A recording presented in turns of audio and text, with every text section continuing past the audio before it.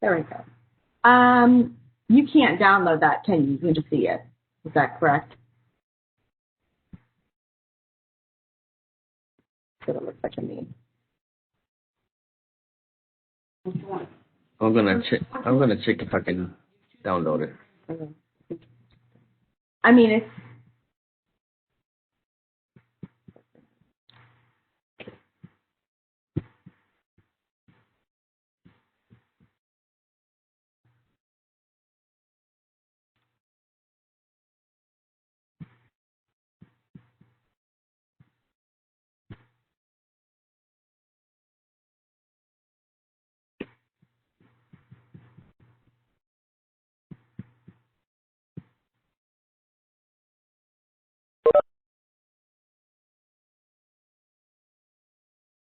any luck?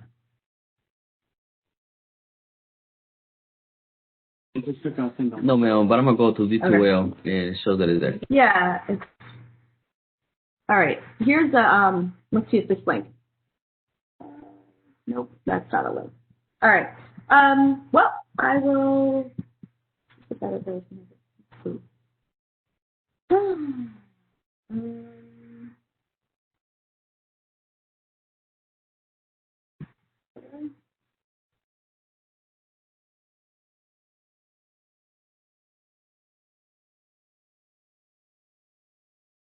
It is on V2L.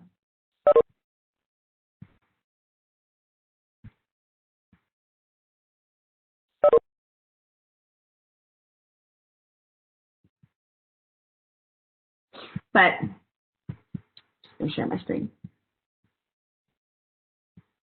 Let me just, so if we were in Teams, I could throw it up there, but, all right, sharing my whole screen. So I think when I was looking at people's responses to my poll, it seemed like most people were wanting to make sure we talked about chemistry and molecules and themselves. It looked like most people were a lot more comfortable in general with the genetics and things like that we did at the end. And I would say that cellular respiration people seem pretty confident with, replication or cell replication, you know, whether it's meiosis or mitosis. There's a little bit of mix in photosynthesis, but I think I'm going to try to center my stuff we go over now more over the beginning part, like maybe that unit 1 and some of unit 2. And the nice thing is that we can put it all together in the context of cells.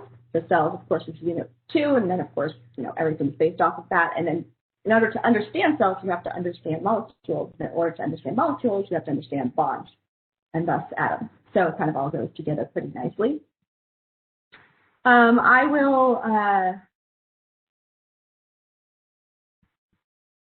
make sure that you have this.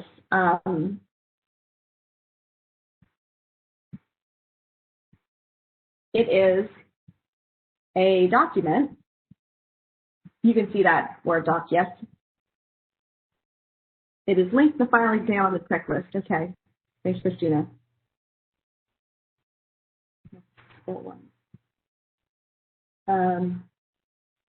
Right. But I'll make sure, that it's this one put up there. But so I like it because it's a bunch of kind of tables in a way where you can organize your thoughts. And this one might even be an even better version of the one that's online right now. But so that's what I would probably, I don't know. I like filling these out because it's like a lot of ideas in one spot so that you can compare things, so that you can get stuff straight in your mind. Because when you try to learn everything as like discrete pieces of information, it gets a little bit difficult to A, keep track of it, and then B, understand how things go together. So like on the final, I will give you something where it's talking about, let's say, a protein, and so you have to understand, enzymatic reactions. But in the end, if you understand like hydrogen bonds, let's say, in the end, it's like you have to understand hydrogen bonds in order to answer the question, even though it's about an enzyme and the active site binding the ligand or binding the substrate. really the question is about hydrogen bonds. Or how's the protein going to fold? Really the question is about, do you understand hydrophobic, hydrophilic interactions with the water and other things? So it's kind of like pulling from a number of different ideas to ask a question. There's not writing on it, unless people are curious about that. So, pretty much everything has multiple choice. There will be a data section, though, where you have to do some calculations. You'll have access to a calculator and do some analysis there. That's sort of like a separate idea, separate chunk of it. And so that's just going to use your logic skills and, your data analysis skills for that part. And you might have to do a little graphing, but I'll give you a program to do that on. Other than that, though, everything has multiple choice or matching or something where you have some answer to choose from. And so the tables there are pretty nice because they give you somewhere to write, if it's in the Word doc format, and then you can also be able to organize things. So this, let's see.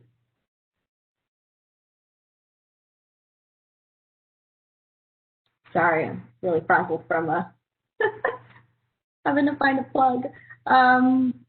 Okay. So let me just get some opinions. I guess we'll do that. So I have these, and we can fill out charts together. I have slides, which are, just like main ideas. I don't know, just present them and talk about them. Or I'm capable of drawing the ideas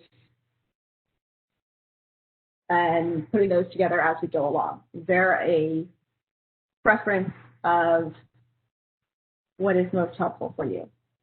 Sorry, I'm flipping on my screen to stuff by my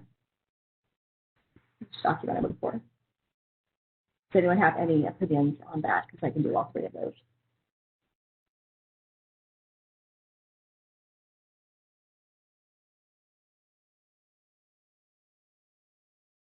Charts are kind of nice because then, you can check yourself and see if you understand them. I think that going with the charts on those slides.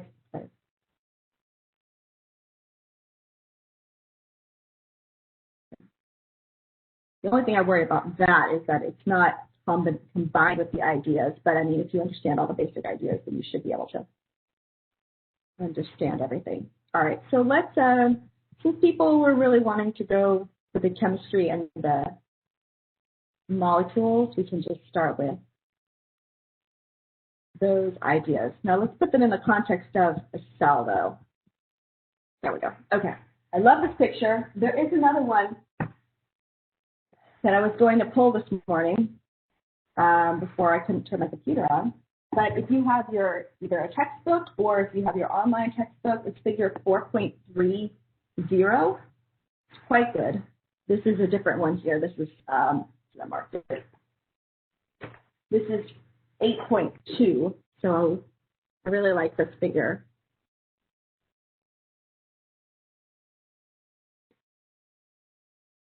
This is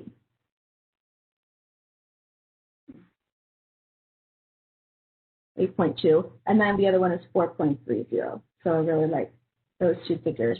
And let me know if you can't see the screen, because I can see what I think you see, but sometimes it's not sharing on the right at two screens going. So please just let me know right away. Okay. So these are nice because they put together a lot of ideas at once. So here you can see obviously the context of the cell, and then it's a bunch of different chapters, right? So you can see that we have back here they're showing transcription translation, also of course the cell parts, and there is your translation, right, and transcription is happening in here. So that's later chapters. You can see that there's some ideas about water. So we've got photosynthesis, it's a plant cell. We've got cellular respiration. We have pumps, so that's moving stuff across the membrane. ATP being used in the cell, so that's all kinds of enzyme reactions, that kind of thing. And then, of course, the cell parts are going on here as well. And then to make all the stuff, of course, is gene expression. And then the figure that's 4.30 is really nice because it shows you like this. It's a double spread, but it shows you a plant cell again. And then it kind of like does a little insets about different topics so that you can see the molecules and stuff, and so that you can look in the context of the cell and see where stuff is going on. So it's similar to this picture I'm showing you here, but it's even a little bit more realistic and detailed as far as understanding, the proteins involved and that sort of thing. So let me just pull this up for me here. Are there any general questions about the exam while I pull this up? Address like writing versus not.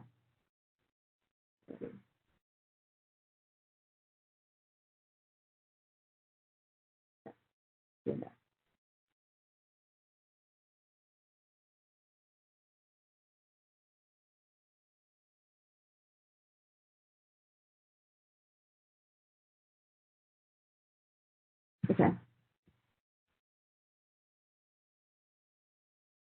think I want to do this.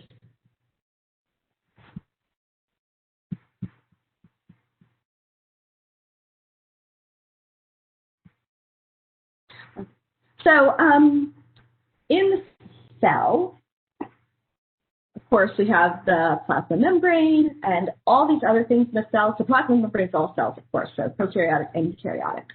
And then in eukaryotic, then there's all these other membranes inside the cell as well, as you can see here. So all the organelles here, membrane-bound organelles, they are all membranes, which are phospholipid bilayers, okay? So understanding phospholipid bilayers is basically key to understanding how cells work, because that's why transport has to happen, selectivity, lots of molecules are embedded in the membrane and do reactions there. And the membranes are really important because it allows the compartmentalization of the cell. And so in order to understand the membranes, we have to go back in order to understand the lipids called phospholipids and their characteristics based off of the kinds of bonds that they have. So if we look at, okay. So let's start with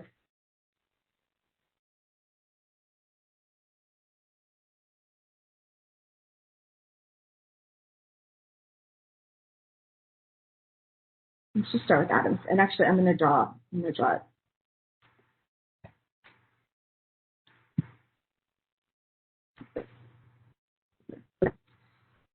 So we've got covalent bonds. Covalent bonds, they are ones that are going to share electrons, right? So covalent bonds are the strongest type of bonds because they're actually sharing to fill their orbital.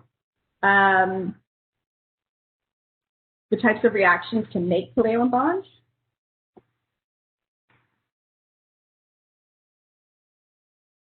Those are your, you can also call them dehydration synthesis. I'm trying to see.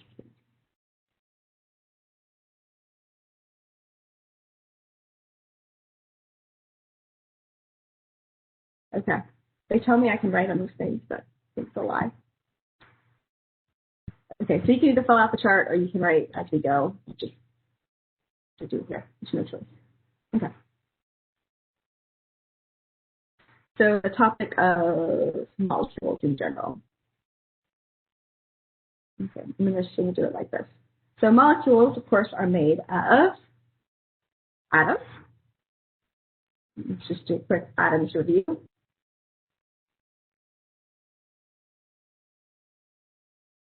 So those are made of, or they're different versions of elements. So of course we know that the parts of the atom, right, there's many parts, but the three major parts that we talked about, the neutrons, the protons, and then the electrons. So those two make up the nucleus, and there is two nuclei, right? Nucleus of an atom and the nucleus of the cell. Neutrons have no charge. that protons have positive charge, and the electrons have negative charge. Electrons are on the outside, very small, but they're really important because they're going to dictate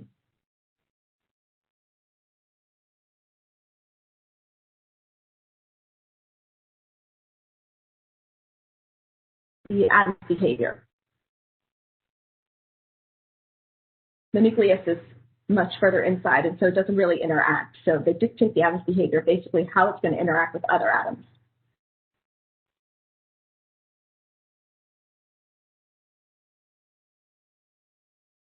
And make molecules. You can have variations on atoms. So when you have different numbers of neutrons, those are called the isotopes. And this information matches that. There's like a first part before the atoms. Here, I'm going to flip and then I'll show you again. This is what we're doing, this kind of thing here. Wow, that's really terrible. The atom concept math.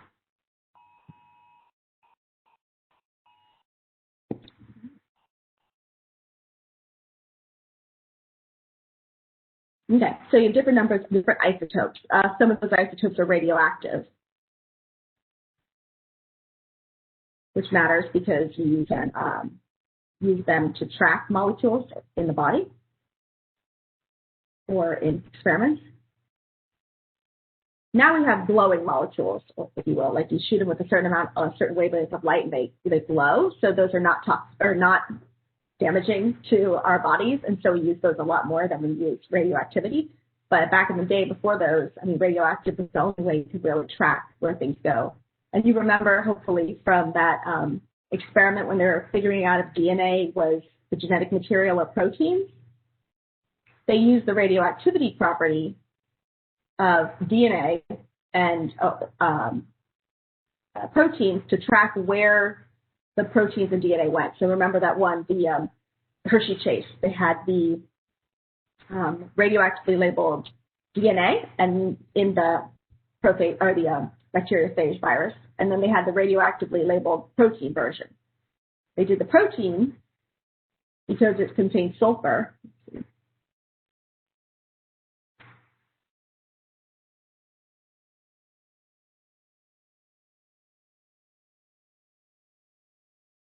Experiment based off of radioactivity. So that was a later chapter. So basically, here's why this is important. So sulfur, radioactive is star sometimes. So it's only in protein, not DNA. That's a cysteine amino acid.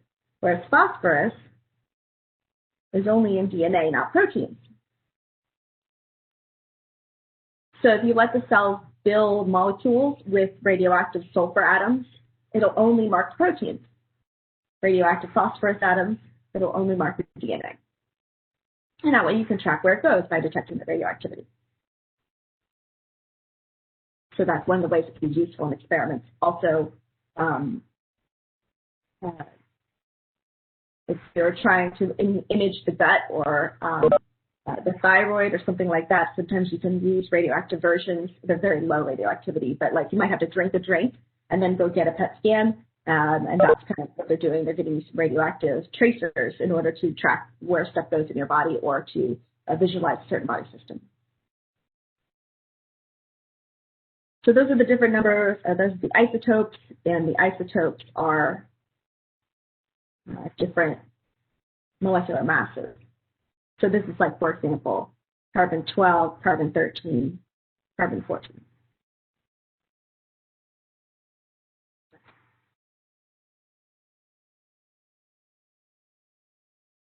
You can also note that proton, the number of protons plus the number of neutrons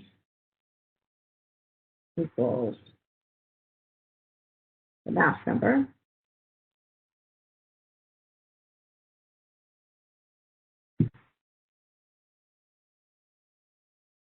which can vary depending on how many neutrons there are.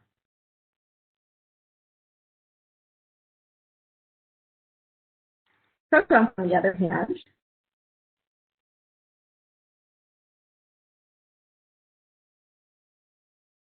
are unique to each element.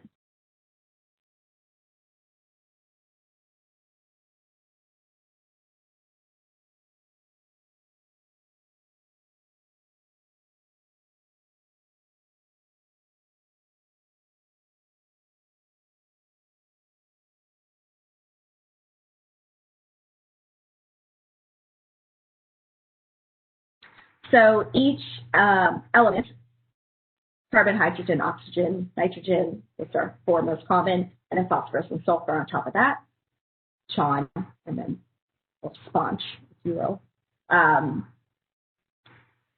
Each of these has a specific number of protons that never changes. If it changes, then it's a different element. So like carbon always has 6 protons. Hydrogen always has 1. Oxygen has 8. So those are the things on the periodic table when you see the numbers, there's the number of protons.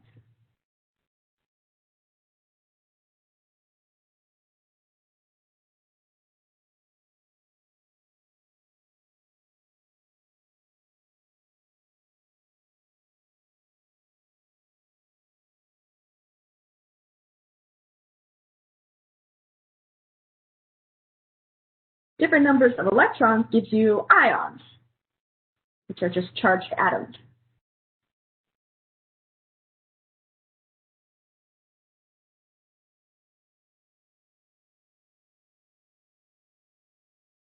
Got the anion, which is the negative, so A negative ion is how I remember that.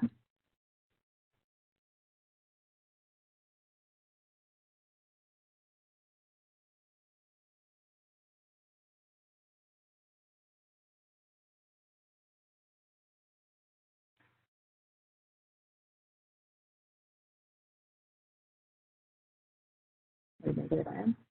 So a negative ion means that it has more negativeness, right? And electrons are negative, so that must mean that you add electrons to the neutral or the no charge.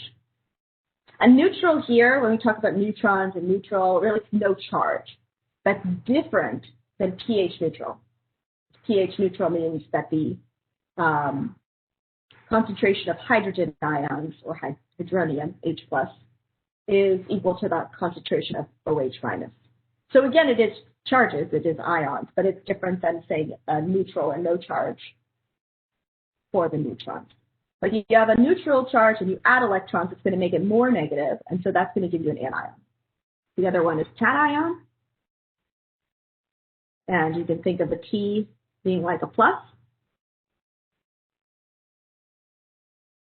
So in order to go from neutral to more positive,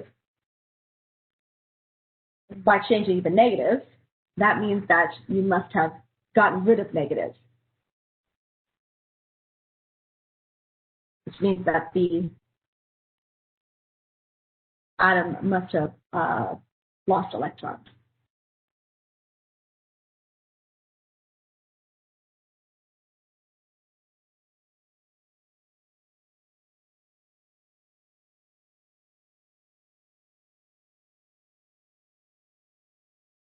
And concept maps like this are good to make when you're trying to also see if you understand anything, or how much you understand, I should say, not anything, that's sorry.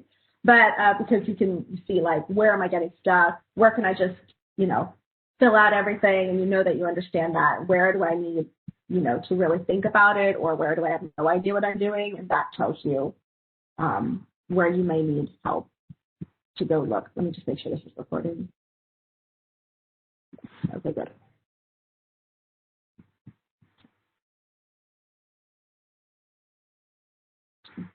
So another term that we talked about, and you saw this in the Benedict's test, you also saw this in some of our, photosynthesis and cellular respiration. So that's all about moving electrons, right? So let's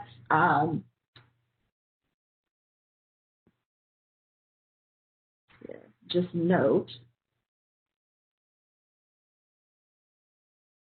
You can do this however you want to, but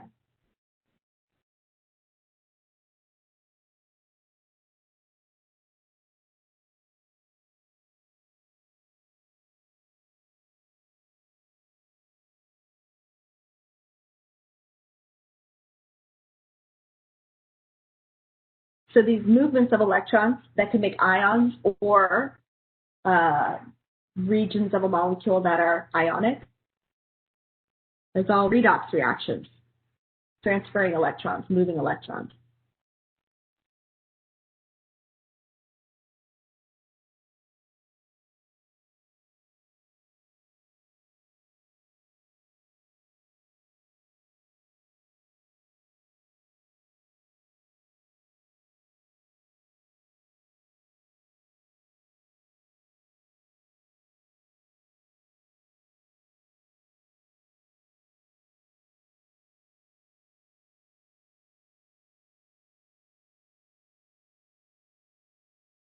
And if it's getting crowded on the paper, of course, you can always like make a symbol and go to the next page. So it's sort of, like blow up parts of it. You can do that too. So my video's gone here.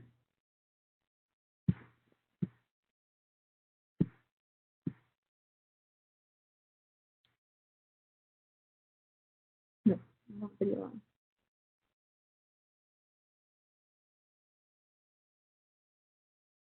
Okay, there we go. Sorry. Okay, so what I've drawn here, this is the photosynthesis on the top.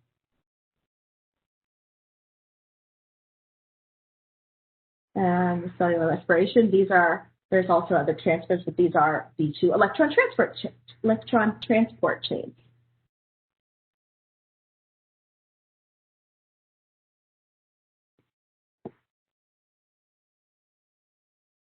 So that's all about not making complete ions, but transferring electrons, which is transferring, making positive and negative charges as you go. That's the redox reactions here. So this is the electron transport chain in the mitochondria, and this is the electron transport chain in the chloroplast. And this is PS2, photosystem 2, photosystem 1, and in the end, you just have these transfers of electrons.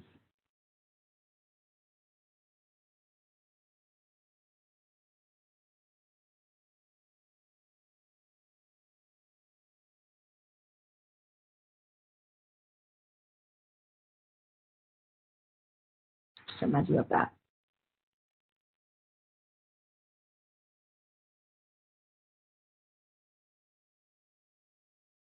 And we can remind ourselves of how these electrons get in and out.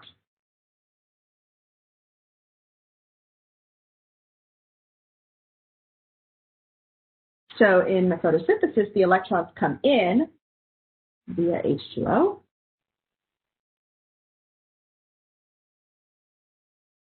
And for respiration, they come in via NADH. And where did those electrons come from? Ultimately, carbon compounds, which is basically food or body tissue.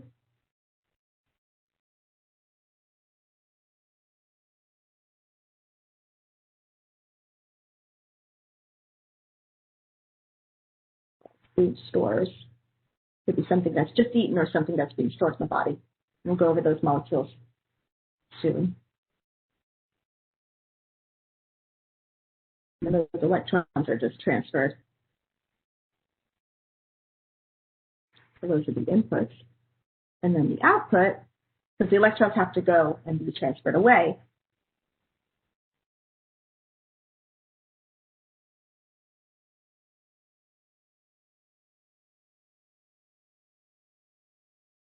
NADP plus, which would then go to NADPH. It's going to take those electrons away. Stop the cycle.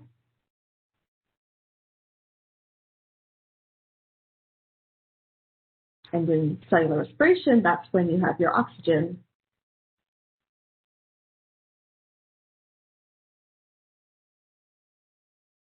those 2 times.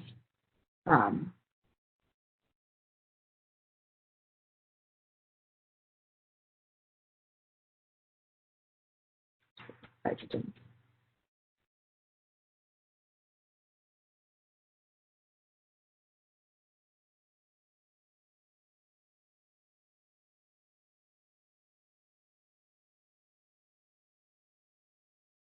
And that gives you your water. And that just goes out to the environment. Because remember, the whole cell is in water.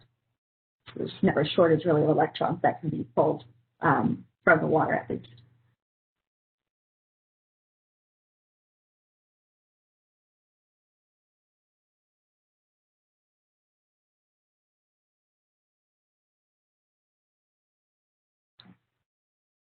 And this whole thing here are the light reactions. And then this is part of the oxidative phosphorylation. Yeah.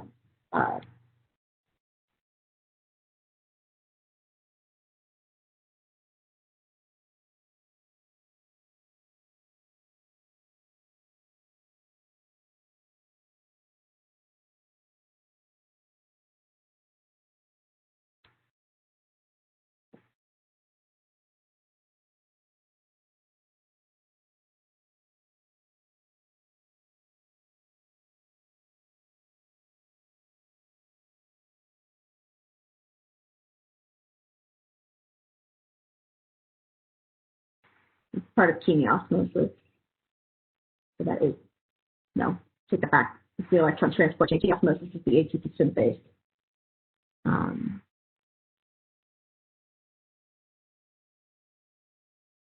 We usually talk about oxidative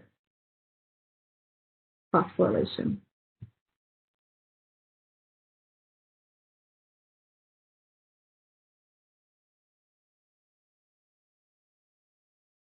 So this is a bunch of electron transfers.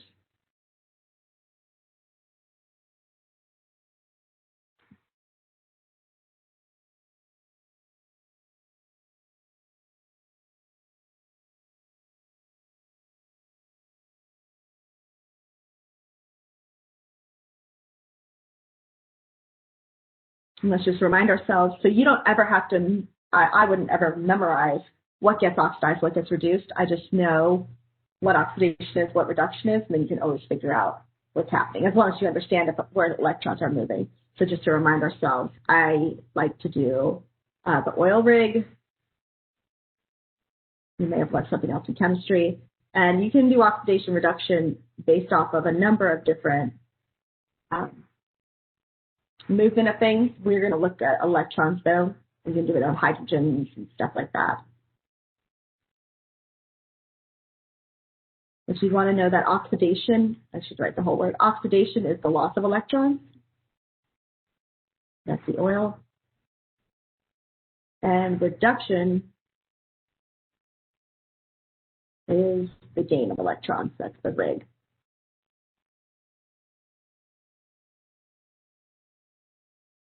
So are these creating ions?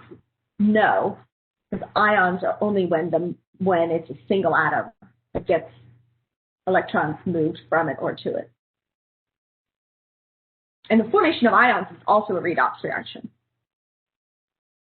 But these are creating, like you can see here, right, our NAD plus goes to NADPH. So you can see it's a positive, and then that positive gets electrons and goes away. So it's the same as forming ions, basically, in the end.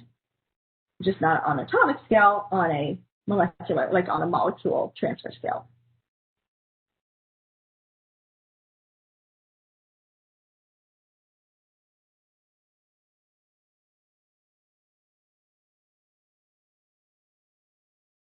And then honestly, actually, the rest of these processes are also redox reactions. And since people felt comfortable with cellular respiration, I'm not going to go into super detail with that. Let me just remind you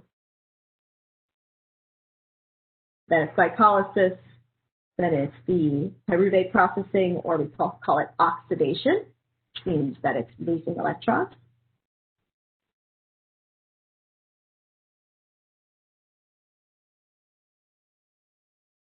And then it's the citric acid cycle, and then it goes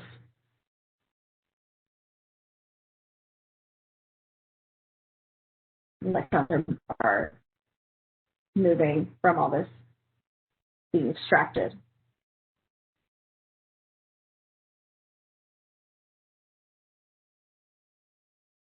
So that's the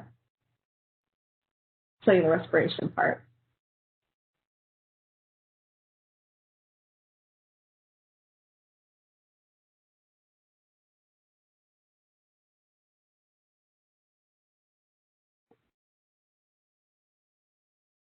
Let me know if I move things too soon. You may have to talk to me, though. I have the chat up, but it's not always easy for me to keep track of it. When people said they were like, oh, I want to go over photosynthesis, if anyone who's here said that, can you give me an idea of what part you needed to do? I mean, this is basically light reactions minus the fact that you have light coming in as energy source.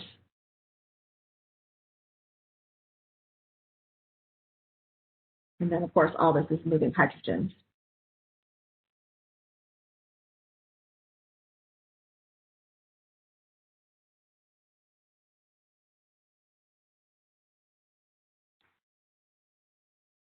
Nobody here who needed to go over that?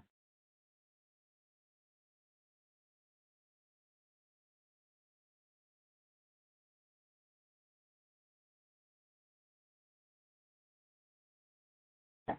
Get back to chemistry in a minute. Okay, so then eventually the electrons go into the carbon compound, which then goes over to cellular respiration, or it can be used to build stuff.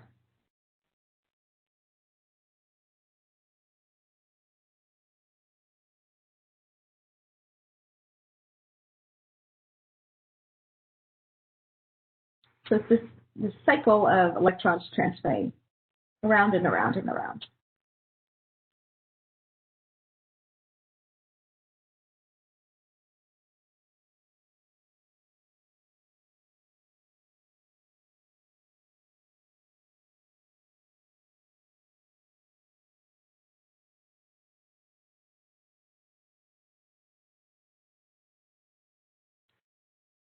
And then you have, of course, the ATP synthase in both of them, and that production of ATP and such, and we might throw that in there later. But I don't want to run out of time to go into the chemistry part, since that was definitely the most requested.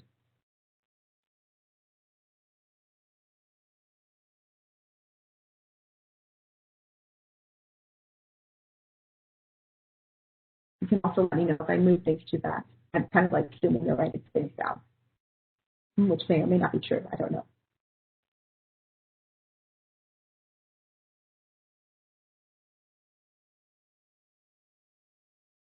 I hope it's true.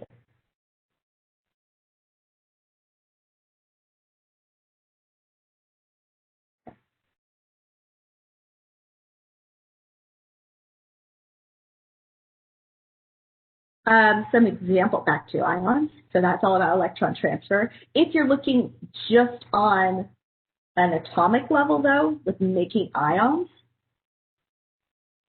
some examples of ions, and these are important too in cells because they're moved across the membrane a lot, ions are. So you've got sodium, you've got chloride ions,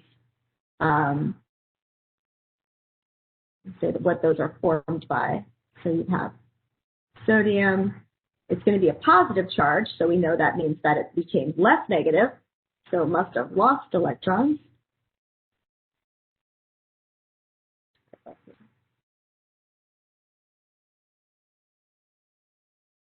We have chloride, which becomes more negative, which means it must have gained electrons. Things like calcium, which is important in smooth ER or muscle contractions.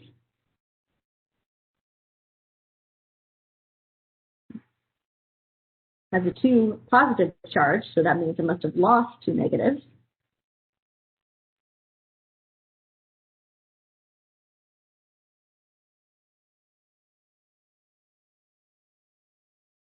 Phosphate ions are really important. We talk about those a lot. You can attach to ADP to make ATP. So when they're in ionic form, CO42 minus, I wouldn't need you to know that exactly, but I would need you to know phosphate ions are negatively charged. And even phosphates attached to things.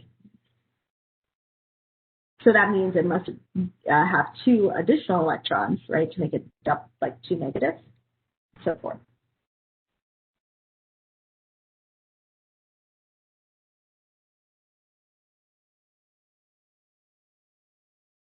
And if you prefer to, either you've been or if you prefer to write sort of an outlining form, of course you can do that too.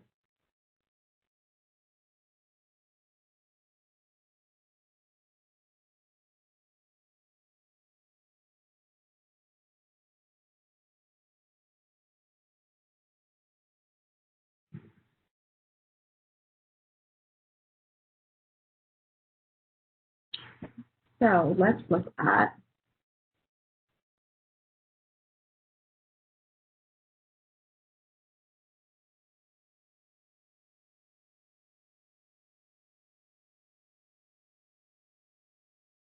ions or ionic, like charged parts of molecules. So ions are total plus total minus because they've completely lost or gained electrons.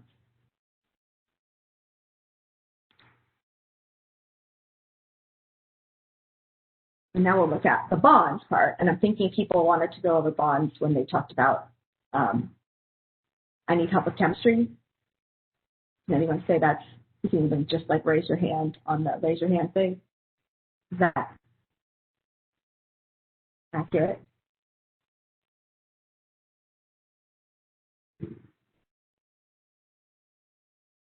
Nothing, people. Yes, I need a lot of help with bonds. Thanks, Abby. Okay, that's somebody. All right, super. Me too. Okay, great. So maybe I'm going to go quite down so that you have a nice, like, fresh little spot here to look at. Okay. So bonds are basically, there's the attaching, kind of like 2 things. You can either attach atoms together to make them stick or like actually stay together, or bonds can more be attracting molecules. So you can have bonds on both ends. You can actually be like 2 atoms together, or you can have 2 molecules interacting. And there's different strengths of the bonds, and that matters. And this is going to be great, because before when I went over bonds, like in Unit 1, it wasn't, there's some context. There was not really in the context of molecules in the cell. And now that you guys know about DNA replication, characteristics of DNA, histones, you know about gel electrophoresis, you know about, like I said before, phospholipid bilayers. Talk about that now. You know, the proteins, all that is like really influenced by bonds. This is why, in my opinion, so important to understand them, because they're one of those things where if you understand the bond properties and you know what a molecule is made of, no matter where it is in the cell and no matter what I ask you about it doing, you can figure it out because you understand like the fundamentals. And this is what biochemistry is. And biochemistry is pretty fun, that course. It's much later in the junior, senior year at a 4-year school. But it's like you've taken bio, you've taken some cell bio, molecular bio, you've taken organic chemistry, and then you got to put it all together in biochemistry. It's like really how things function. Because in the end, even if you want to go into medicine, where you're like, well, I'm treating, or veterinary, let's say, treating people, or I'm treating animals, and so you're on like a larger scale. In the end, this is how everything works. This is how drugs work. This is how vaccines are going to work. This is how everything works. So let's make sure we get this. And if you understand bonds, you're going to be like in good shape for 10 classes, at least on a beginning level. So molecules are made of bonds. Compounds are also made from bonds, and I'll show you that in a moment. So split it up like this. I don't know if I've ever done it quite like this before. I'm liking it.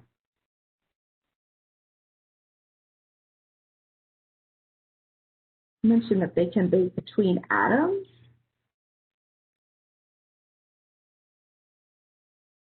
Or you can have bonds between molecules, or parts of molecules.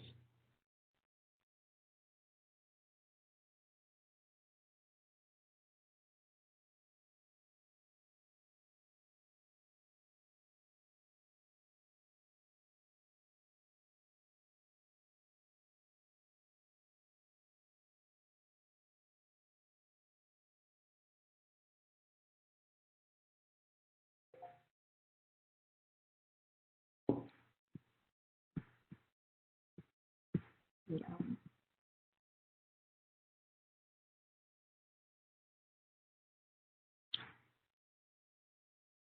I know I'm using some red and some green, and for colorblind people, it's to distinguish those, but it shouldn't be impeding you from understanding the different groups and things like that. So I am aware of that, but you still have all the information you need. It's mostly because I only have 5 colors with this program, and my other program, which has a lot more colors, and I have a colorblind palette on it, which I really like. It's kind of a pain, though, to do a live lecture with. So I'm just using this. Okay. Basically, there's 2 types of bonds between atoms. We've got the covalent bonds, and you can put all this in your chart, I would say, transfer it over there later. It would also be good to print or use the chart later to see if you can fill it out from scratch. That's a good sign, if you can do that. And then you've got ionic bonds.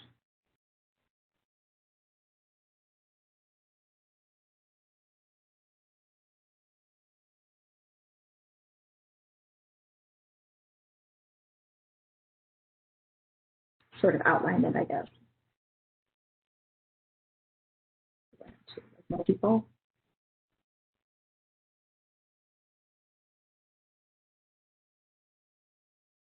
All right. Covalent bonds, there's a covalence. Remember, valence is that outside, the outside orbital. Orbitals are where the electrons live or exist. Probability spheres. We looked at that a little bit in that Concord consortium we did, where it was like different shapes, and it was just like a probability area, and that's where the interactions happen. So we've got covalence, which means together valence. So they are where you share electrons, which means the electrons are around both atoms. So sometimes they spend it around one, sometimes they spend around the other.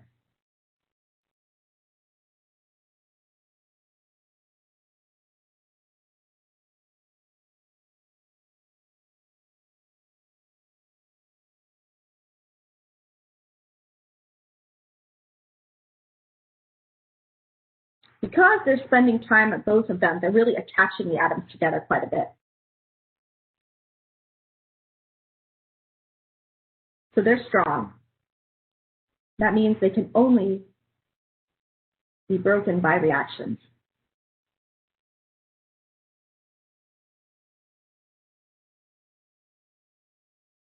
By chemical reaction. Other ones are can be basically kind of pushed apart by other molecules, but these guys have to have a reaction.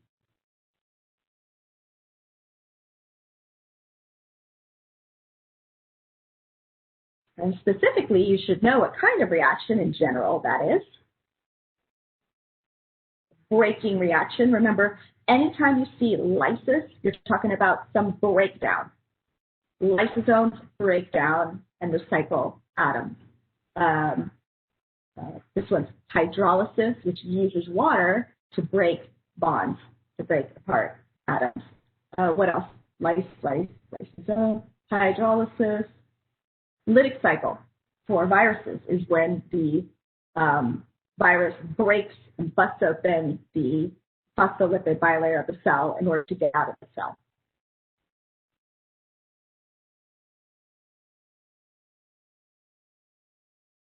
I feel like there might be more, but those are some ideas. So you want to know hydrolysis? Definitely ask something about that. That's the opposite of dehydration synthesis for making the bonds. Hydro meaning you use water. One of the fundamental things. And then we said lysis means to break or split.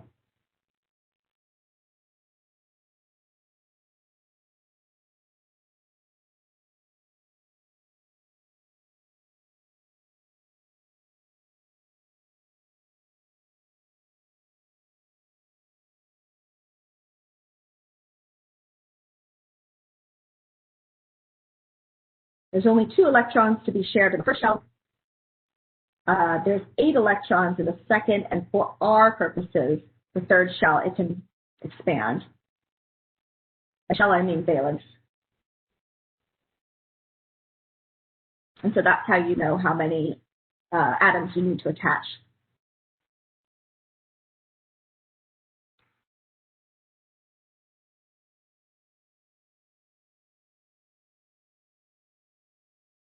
And this is why Sean is so special.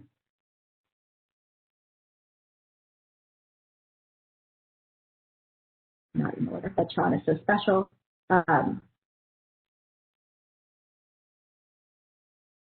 Those are those mass numbers I mentioned. Or not mass numbers. Atomic numbers, the proton numbers.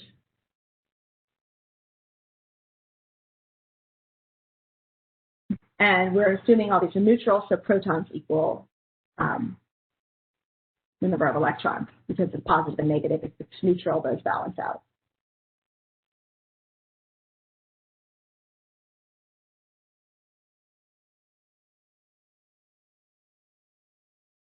The shortcut button on my pen, but sometimes I hit it by accident.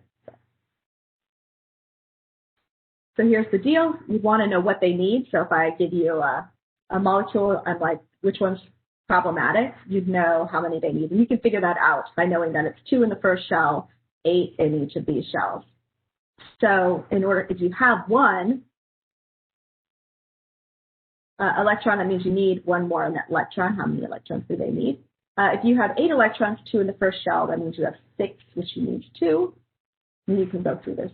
7, 2 in the first one, which means you have 5 in the second one, which means you need 3. And then carbon has 2 in the first one, 4 in the second one, so it needs 4. This is why carbon is so special, because 4 means you can make lots of different shapes. Because you can be flat, double bonds, you can be like a pyramid shape, you can be double bond and flat on one side and like spread on the other side. It can be a molecule with angles. That's why carbon's a big deal.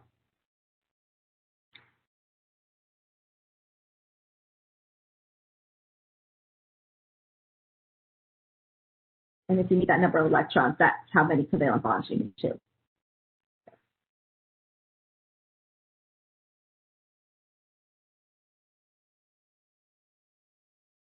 Something else you want to note?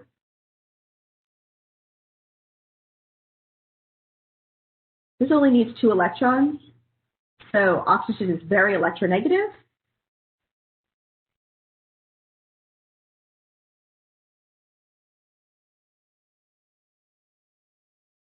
So is nitrogen.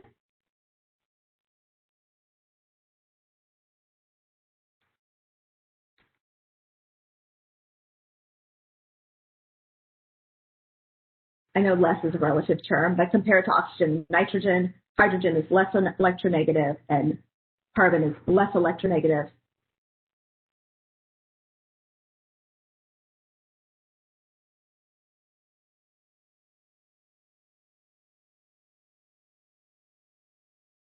Phosphorus is less electronegative compared to oxygen, nitrogen, especially if we're talking about oxygen.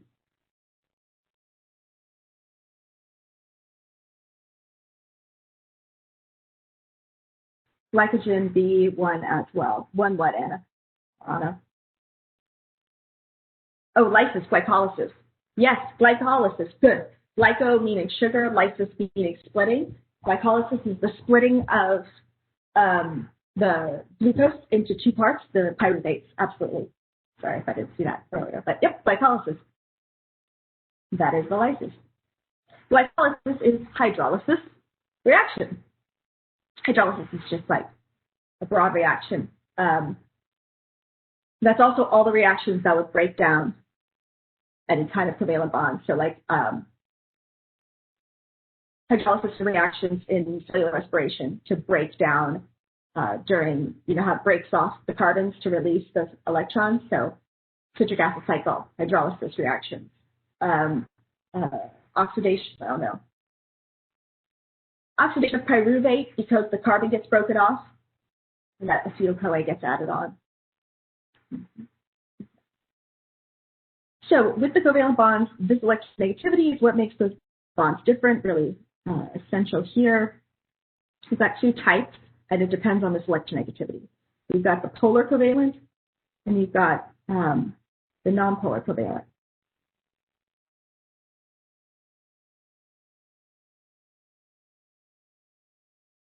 And then that makes polar molecules and nonpolar, or parts of molecules, nonpolar parts of molecules. The things you want to know is this is like, if you remember these things, these basically three things, it's going to be really good. So what attachments make a polar bond? Oxygen, hydrogen, water, as well as any oxygen, hydrogen. And make sure you go over those 8 functional groups. Hydroxyl is one of them. And this oxygen is attached to something else. And that's different, just a side note, that's different than this. That's a hydroxide ion, which means it's a charged, it's just like by itself entity.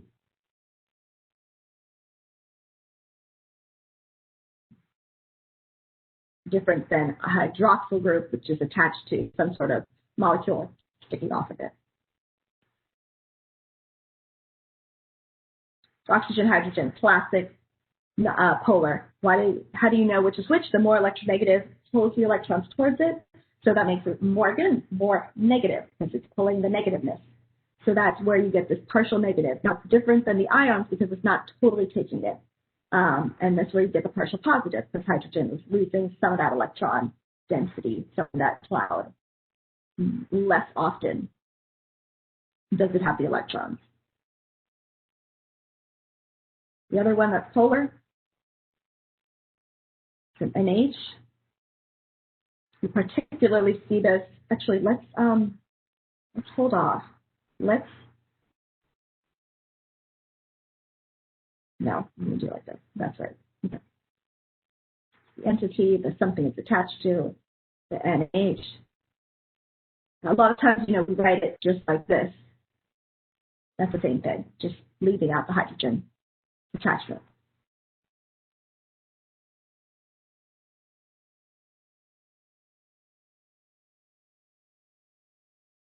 We see this primarily in the form of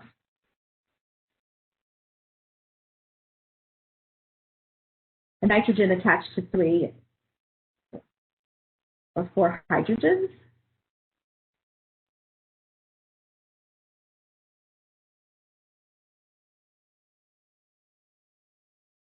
Or 2 or 3.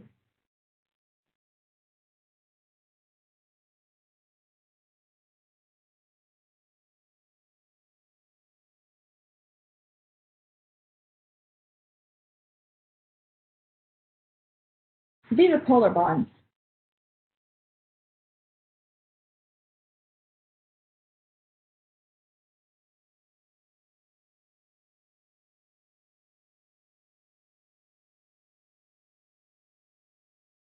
This is kind of different here because you see you have an extra hydrogen. So nitrogen should technically just have 3 bonds, 1, 2, 3. But you have a version of nitrogen, and this is like on the ends of amino acids, that has 1, 2, 3, 4. So it actually has a total positive charge on it because it has 1 extra plus.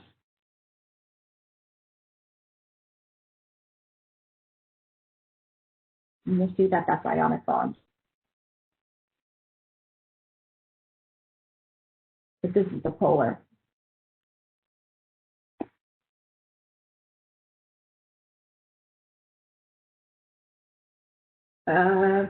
more electronegative, it has more electrons further from the shell compared to another atom. So if you look in the chat, you see Abby. It's something more electronegative when it has more electrons in the further electron shells as compared to another atom. For example, oxygen is more electronegative than carbon because it has more electrons in a further electron shell than carbon. So once you get too big or much larger, the electronegativity, let me show you, goes down because the electrons are not held as tightly. So it's a balancing act. Here's an electronegativity. Are you seeing my chart? Yes, okay. So here's an electronegativity value table.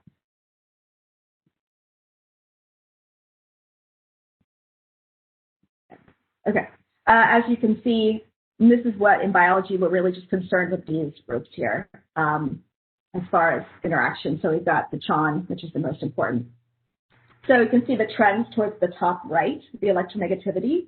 So fluorine, not really in bio. So oxygen for us is the most important one as far as biology goes, most electronegative. Okay. So the reason there is because it only needs 2 electrons, so that's not very many. So it has a lot of pull towards it. Not enough, like chlorine and fluorine, they have so much pull, they form ions because they rip that electron off of something over here because they're really, really electronegative. Oxygen, sulfur, nitrogen, and phosphorus, depending on what's bonded to, but these guys, particularly you talk about those, they are not electronegative enough to take the entire electron, but they pull the electron density towards them. Now, like potassium is much larger than oxygen. It has 2 additional shells on it. But because it has those 2 shells and only has 1 electron in the outer shell, it doesn't hold on to that very tightly. It's much easier for it to lose that electron completely to make an ion in order to get a full shell. So basically all these are unstable unless they have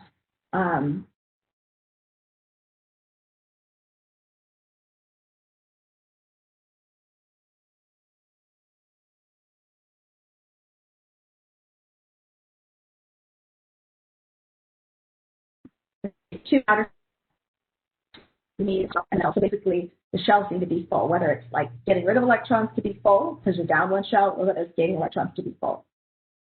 So it has to be small enough, like hydrogen only needs 1 electron, so you're like, well, that would be pretty electronegative, but it's so small. That's the reason it's not more electronegative like you'd expect. But you can see it's actually much more electronegative than these guys because it's so small that it can pull that electron density, but compared to oxygen, not so much. Does that sort of make sense that it's the number of electrons needed, the less electrons needed, the more electronegative it is because it's favorable for it to just gain 2 or 1? Yes. Okay, great. So these would be the ionic ones, and then these are the polar forming ones. Now, of course, remember oxygen, if it forms another bond with oxygen, they're the same. So it's not polar.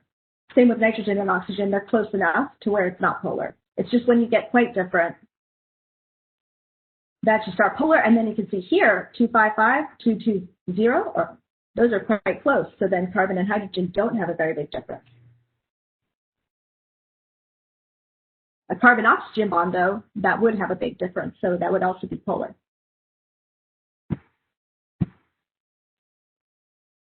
Okay. Nitrogen is the same way. Partial negative, because it's more electronegative, partial positive.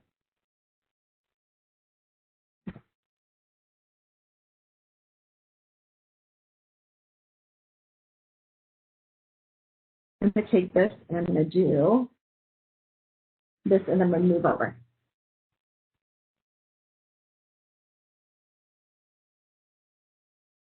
Here's some examples of when these matter in the context of our topics in the course now. So you'll see some of the other topics in.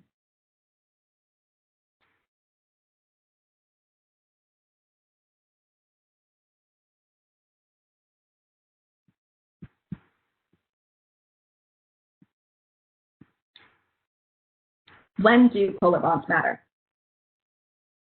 So I don't know if you want to write this on the next page, maybe on your notes.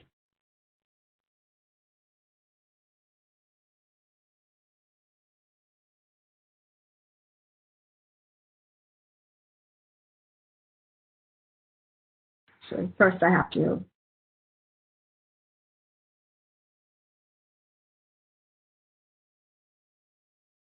shrink this.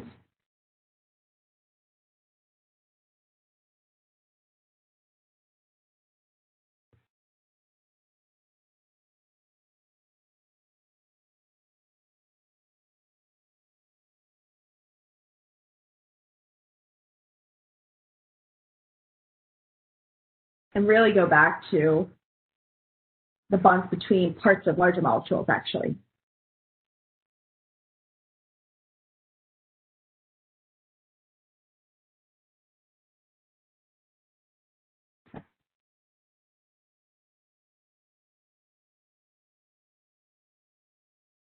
Because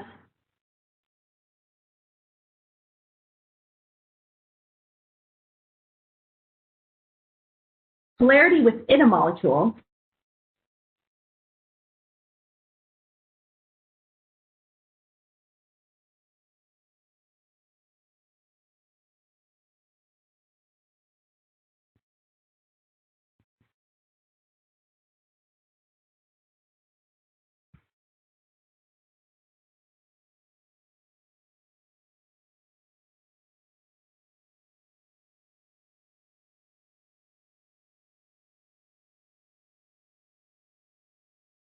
can create weak attractions between molecules. The most important one we look at is the dipole-dipole interactions. The most important one for us are those hydrogen bonds.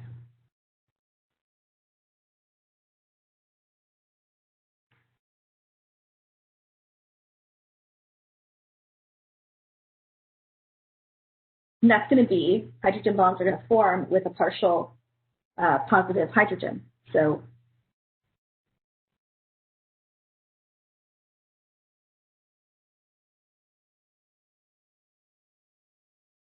hydrogen attached to something, probably an oxygen or a nitrogen, partial positive, you get the hydrogen bond between that and something that's partially negative.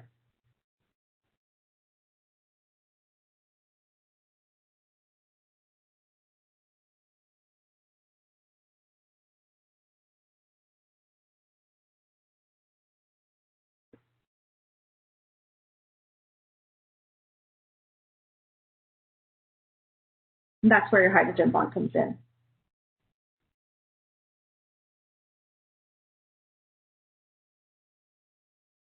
You could also have a complete negative charge. All of those would then form hydrogen bonds.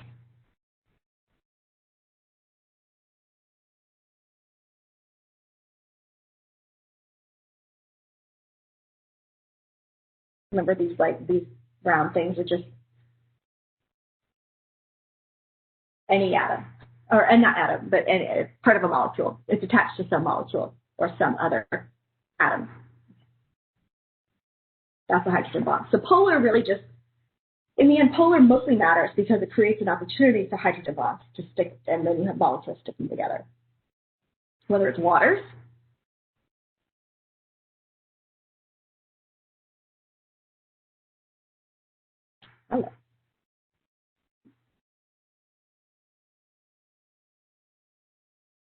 or whether it's DNA, we'll see in a second, whether it's parts of proteins, those larger molecules. Okay. Now I'm going to do examples of those.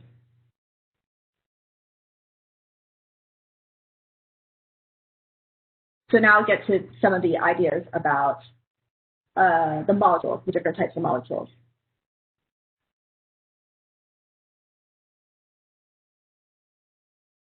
So many have hydrogen bonds involved.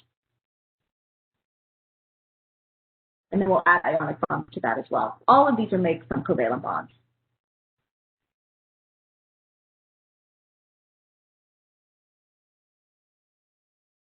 Basically between Sean and then phosphorus and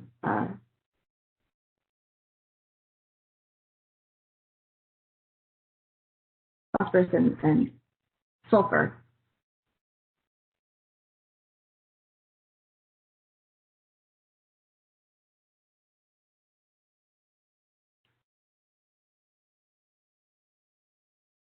So let's just start at the beginning. I mean, this is going to be sort of like the table. We've got carbohydrates.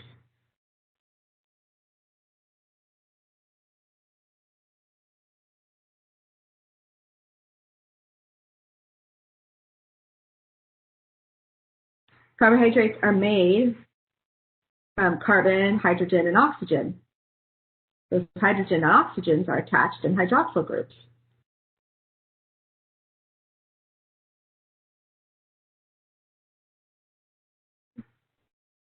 Which makes carbs polar.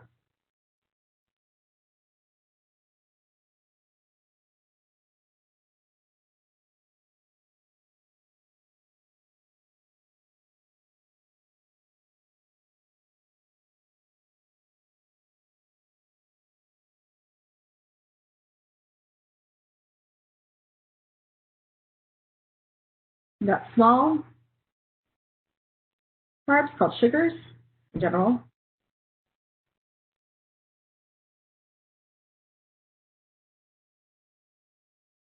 Monosaccharides. That's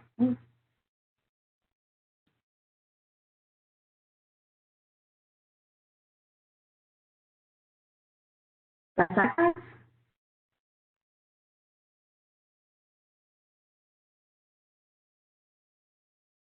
Monosaccharides, of course, mono. This is one single sugar. This is two sugars attached together.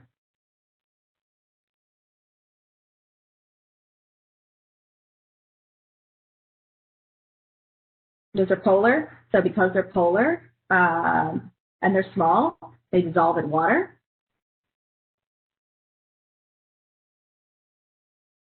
Which is also polar. Which then, of course, means that they are hydrophilic.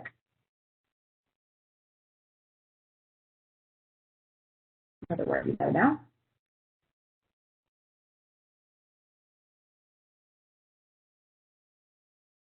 Why? That's because they could hydrogen bond with it.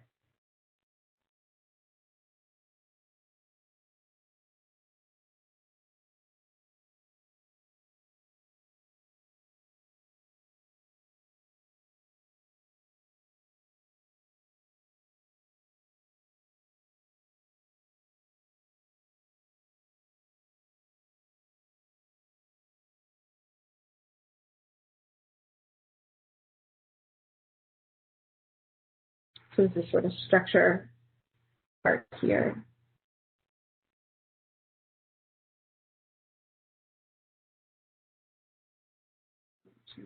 You will see OH groups.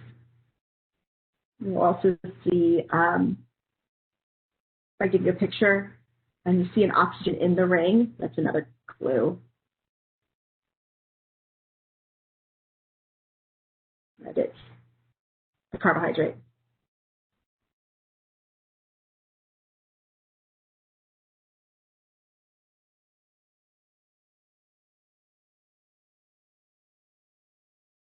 I'm not drawing the whole thing, but stuff like that. Hydroxyl groups, oxygen in the ring.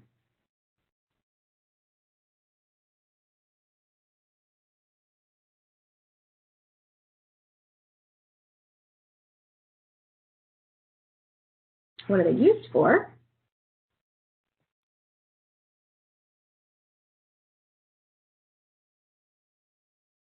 Maybe I'll turn this shortcut off, because not right now, but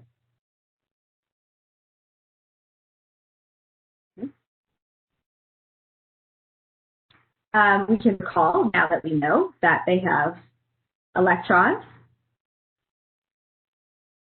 in their bonds. And thus, those electrons, like we talked about before, can be extracted during cellular respiration.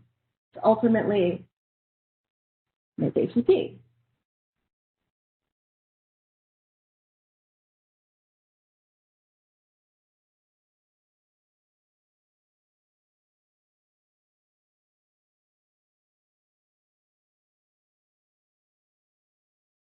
And those are all the redox reactions.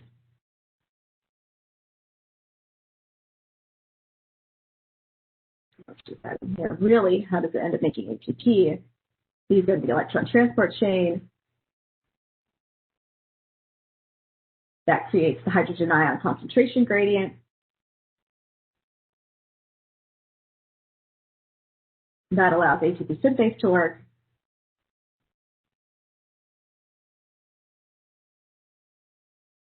That ultimately allows the ATP creation.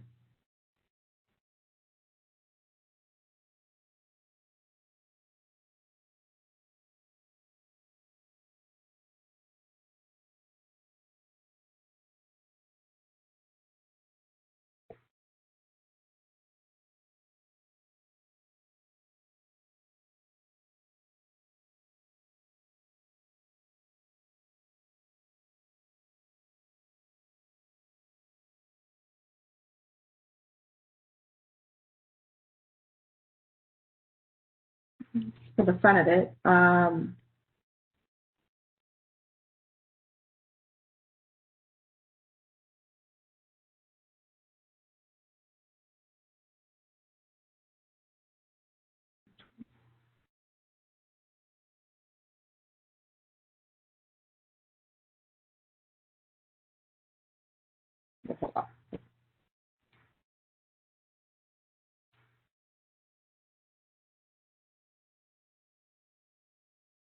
so those are the little carbs. The other things that they can be used for is building blocks.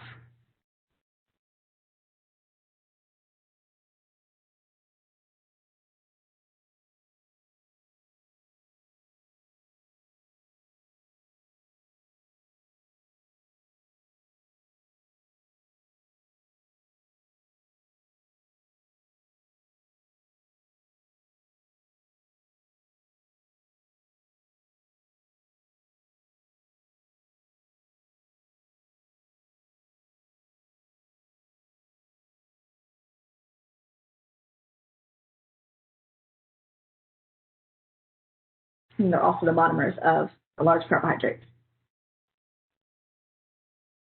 They're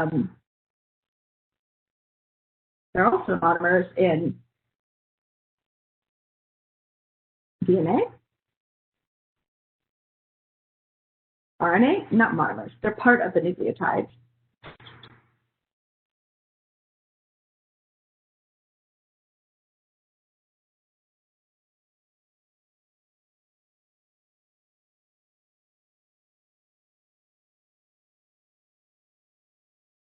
You see that in another line. The type of monosaccharide, ribose for RNA, deoxyribose for DNA,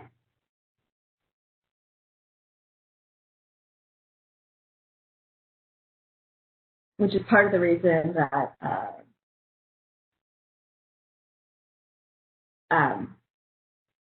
the polarity of DNA is negatively charged to phosphate, but does have also polarity there.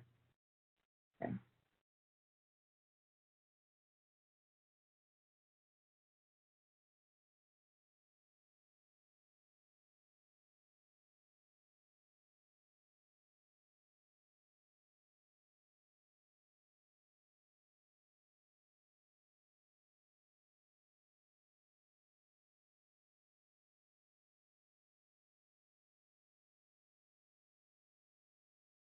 I am checking the chat, so just hop in there if you need anything. Or you can put your mic on. Totally okay with that.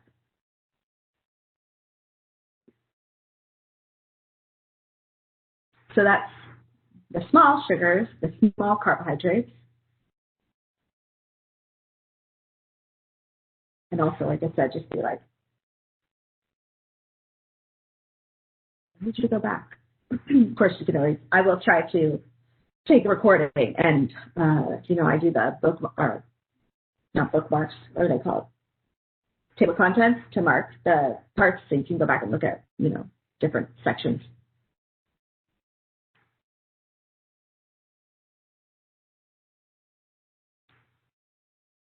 Let's do this. Okay.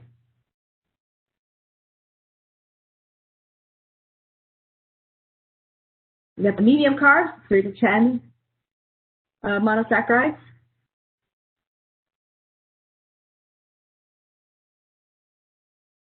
Called an oligosaccharide.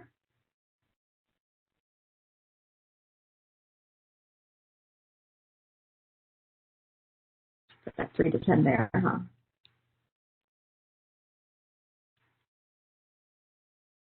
I won't need you to know 3 to 10. I'm just giving you an idea. Also polar, all of these are going to be polar.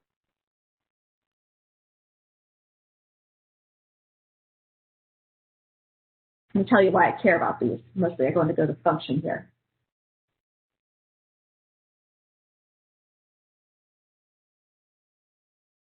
And there'll just be little chains of these guys, little chains with hydroxyl groups and oxygen. If I have something like that.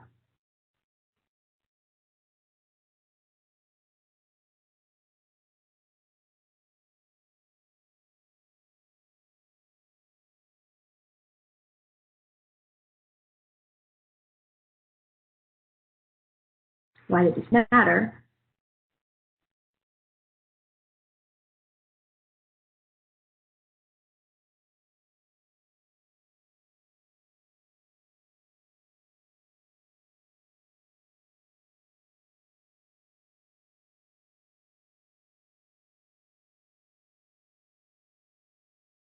Now you know the phospholipid bilayer is not just phospholipids, it's also proteins that have, a lot of them have glycoproteins, they're these little oligosaccharides on them. As you know that those are for cell-to-cell recognition.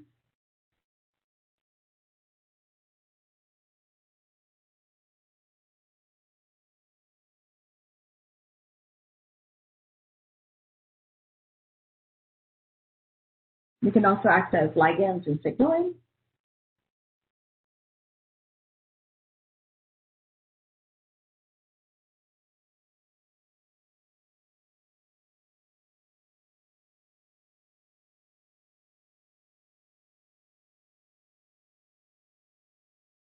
They're also part of viral virus envelopes.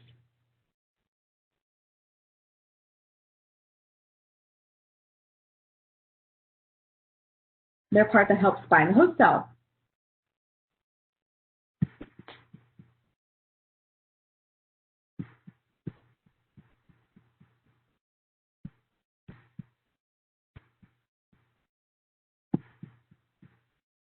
Where are you?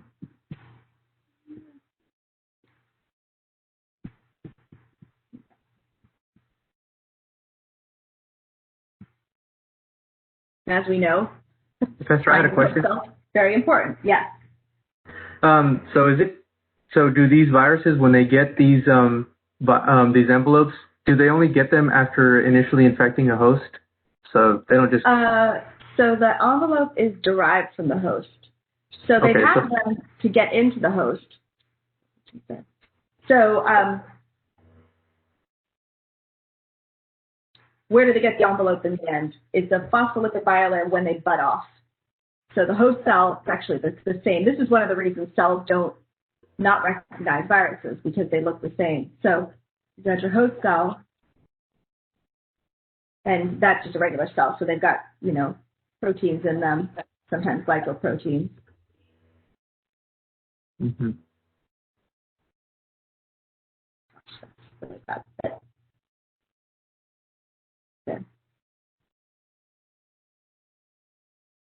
Okay. And then the virus can come in, and if it's an envelope virus, that capsid inside. It has the nucleic acid inside of that, DNA or RNA. It is going to also have, if it's an envelope virus, these glycoproteins.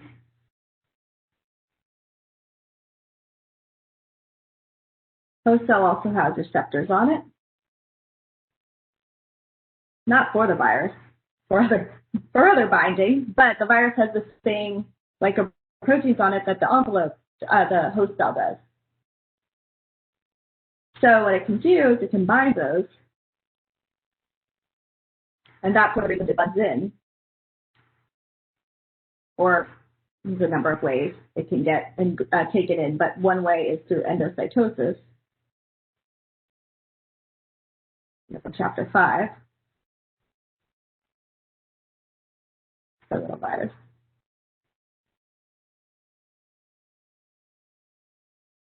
And that would be inside the cell. That is uncoding. And ultimately, you end up with the viral material, the viral DNA or RNA.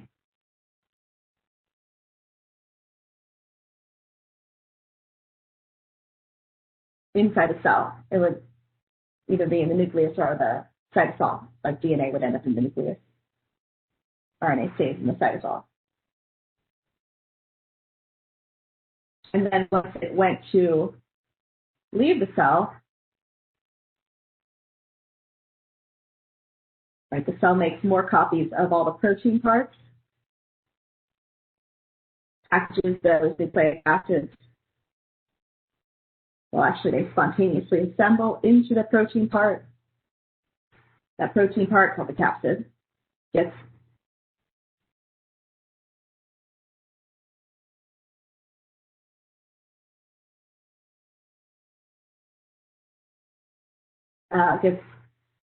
on the cell membrane and gets exocytosed.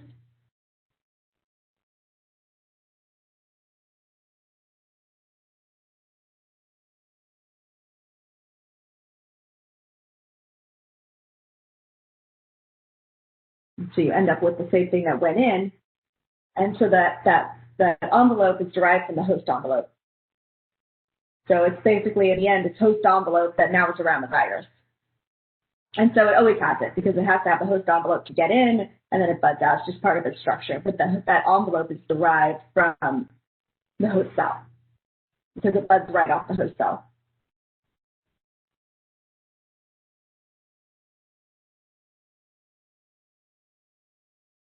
And once it's around the virus, then we would call it the envelope. But basically, it can have viral proteins in it. So viral proteins can be loaded on there.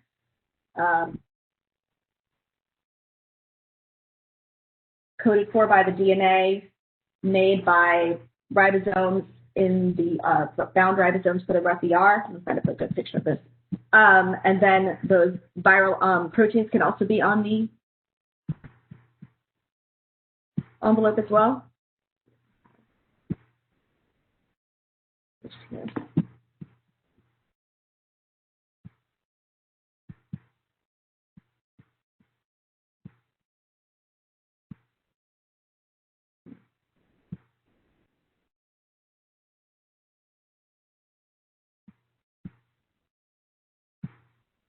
Geez, that's not terrible. No, that's not envelope.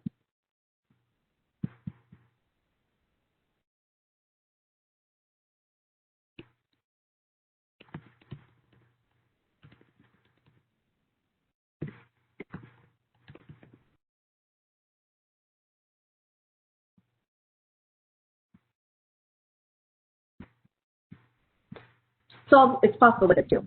So it's with the proteins and the phospholipids. It's envelope. Okay, so we've got the envelope with those glycoproteins in it. Then we've got the capsid. Then you have the RNA or the DNA. And this is going to, you can see on the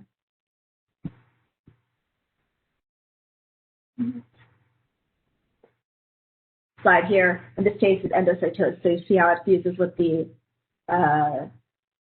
phospholipid bilayer of the cell, the host cell. Then the capsid gets inside. Or in this case, yeah, it fuses with it, and the capsid just gets inside. It can also get butted in with endocytosis. Anyway, it ends up with, in this case, the RNA in the cytosol, You do reverse transcription in this case because the cell is going to take the DNA, it's the retrovirus, ultimately produce the RNA genome again, ultimately produce mRNA that codes for the proteins, ultimately produce mRNA that codes for the glycoproteins of the virus. This is the repi-R.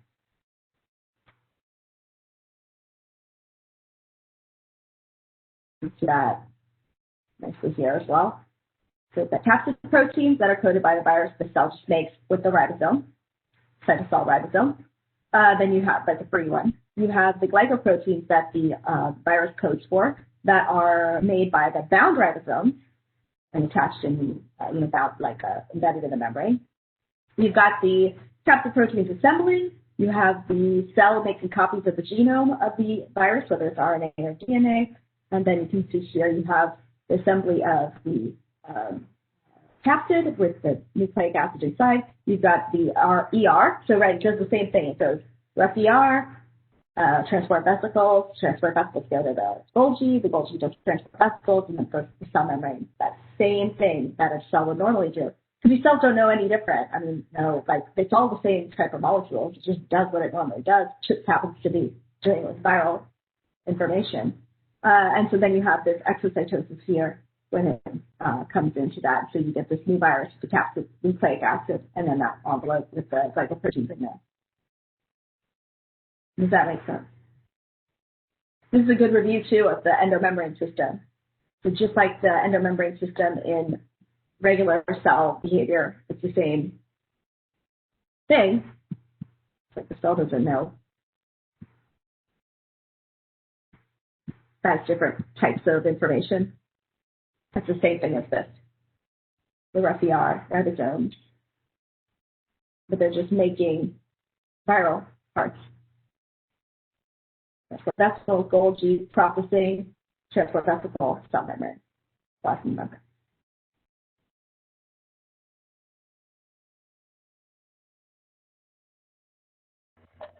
Thank you. Mm-hmm.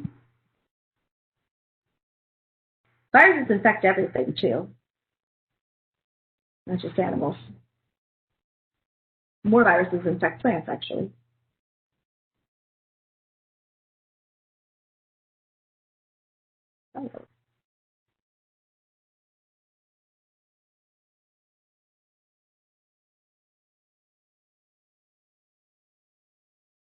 With the cell-to-cell recognition, glycoproteins can also be important for when cells do that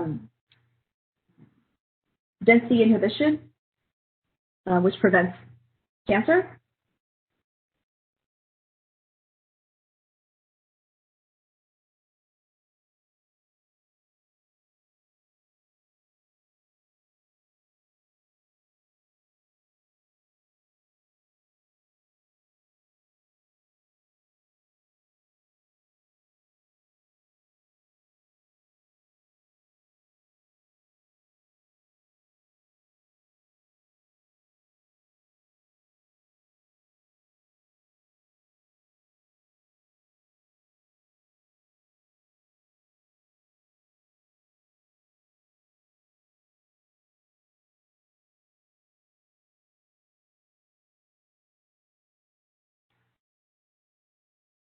And really, it's signaling in the end. So it attaches and there's signals that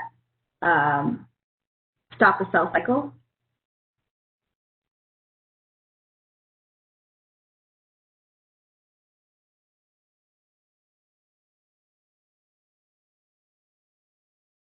At least the dividing too much.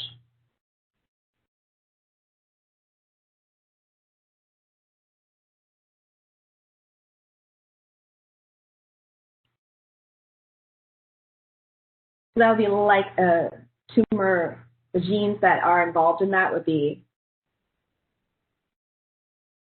tumor suppressor type genes.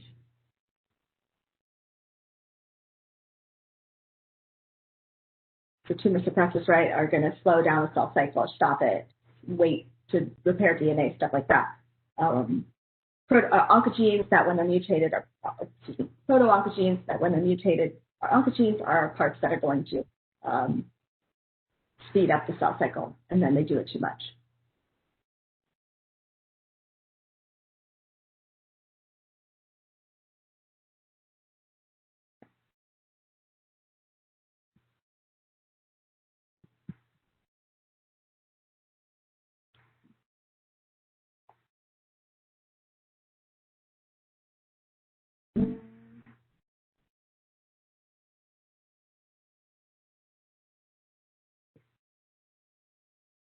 All right, let's jump to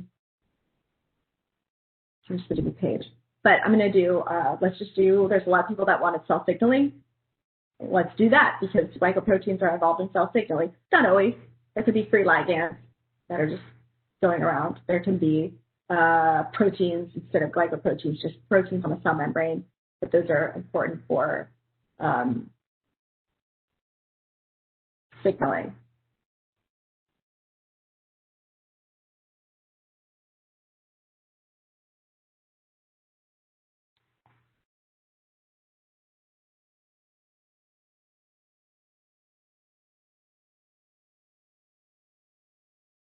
Three major steps here. Like this.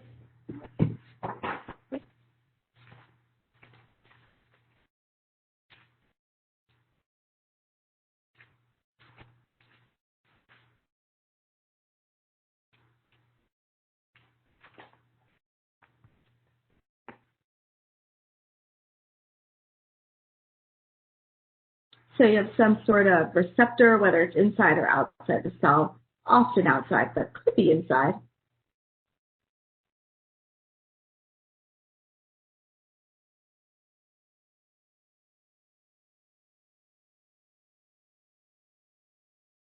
It's very specific. They're very specific generally.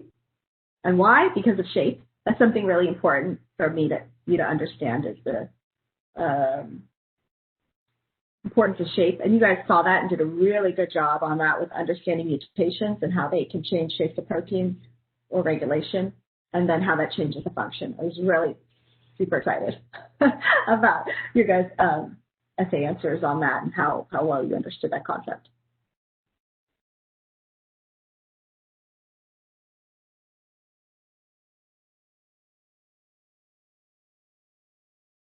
In this case.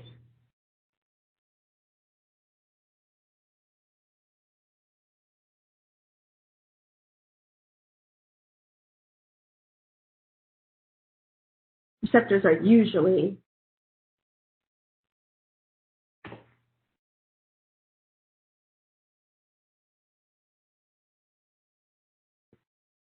let's jump over further.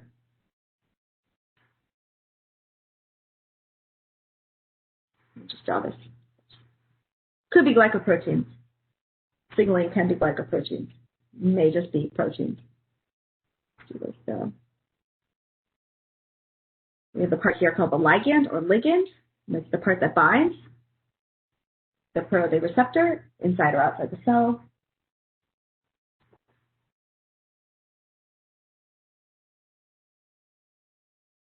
Step one.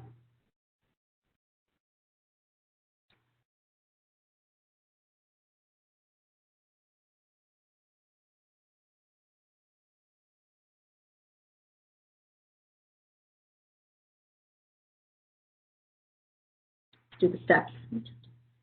Then you have some sort of interaction here.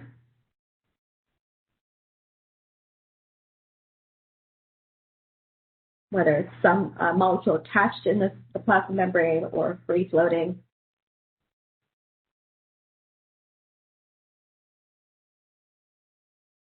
And that's going to get, we call it activated. In its active form.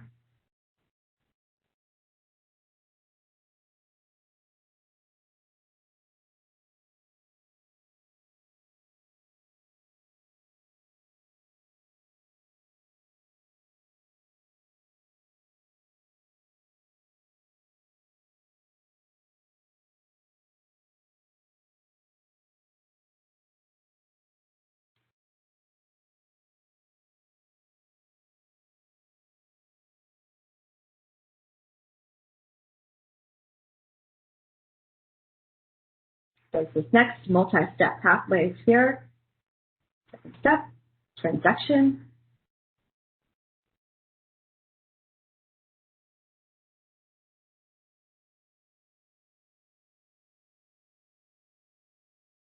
Some sort of response.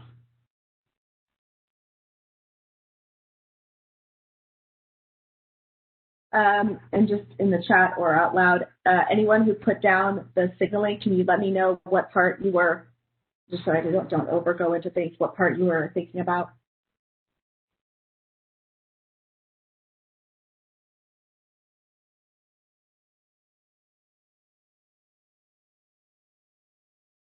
Nothing specific.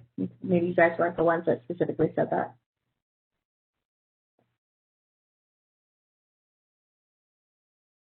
Transaction.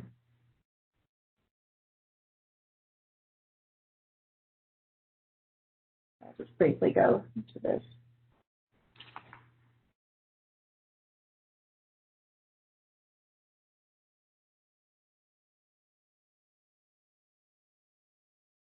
You want me to know massive amounts about it? Like we both talked about ion chat, ligand-gated ion channels and G proteins and RTKs. I don't need you to know those specifically for our purposes. I've decided that you can know it generally, so that's one thing to understand. Ligand binds the receptor.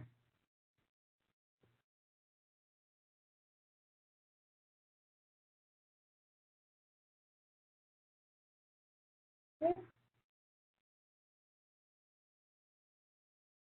And then the key here is that that's going to cause the receptor to change shape.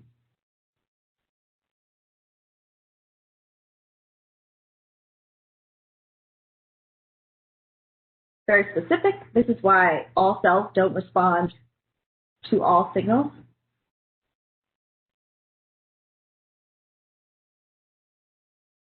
Even if they're like going in all the parts of the body. And why? Why is that?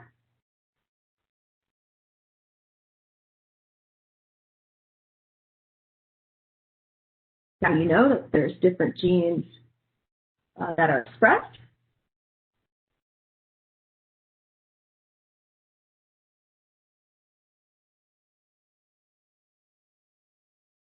And you know now that that's due to, in general, different transcription factors, types of proteins.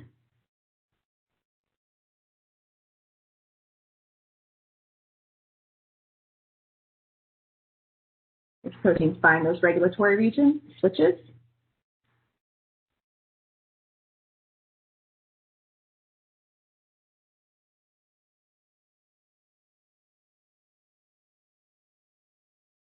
You know that those help recruit the RNA polymerase, and that allows transcription to happen.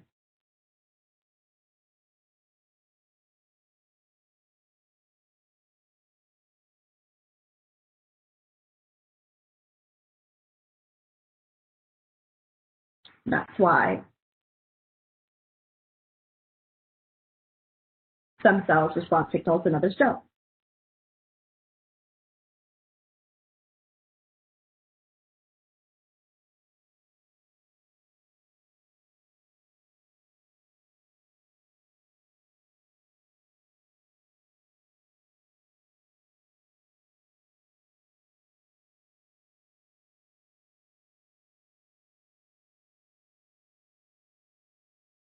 So for example, MC1R, that one we've talked about in the context of the mice,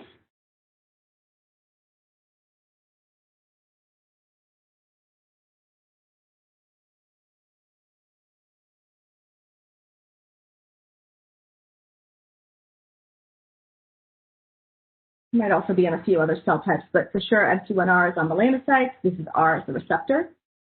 That's what that means. The ligand is, I would not expect you to know these, but if I gave you a scenario and I can tell you alpha MSH binds to MC1R, what is alpha MSH acting as? Something like that, is acting as the ligand.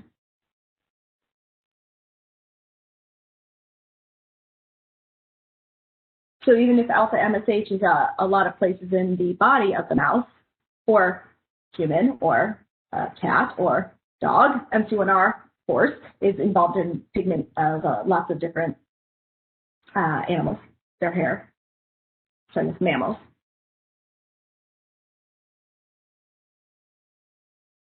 That's that reception.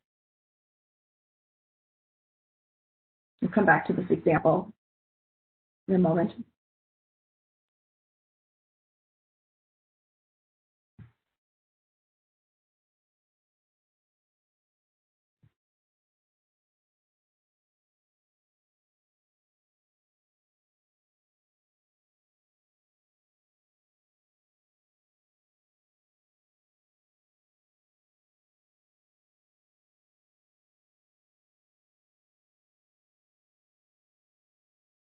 Right, that second step, that's the transduction. Transduction.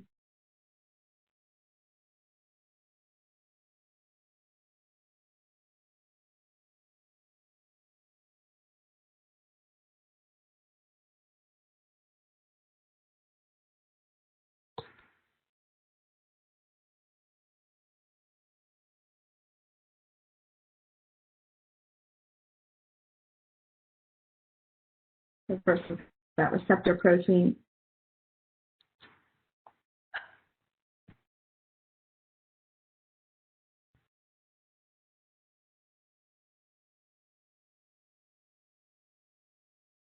Let me go. Hold on. Can't do change too much.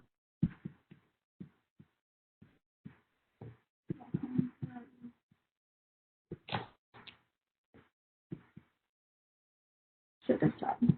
Make this happen.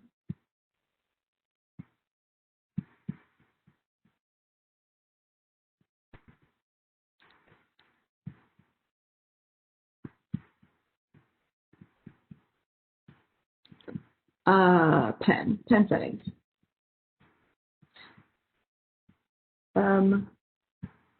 What other? Disable. Okay.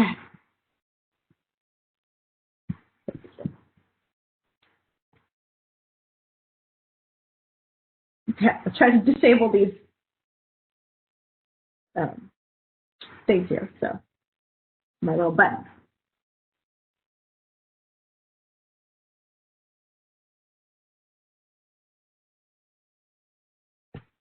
Okay. Any steps between the receptor protein and then other proteins and non-proteins?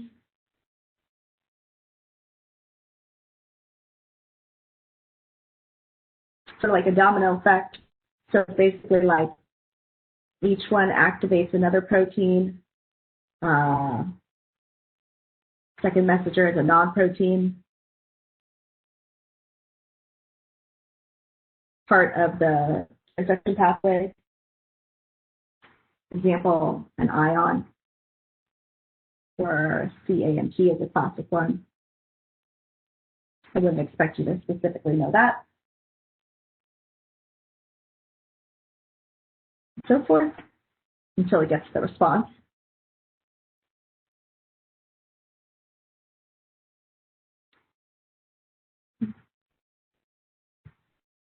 Activated, it's just going to mean really that it's the shape where it can function.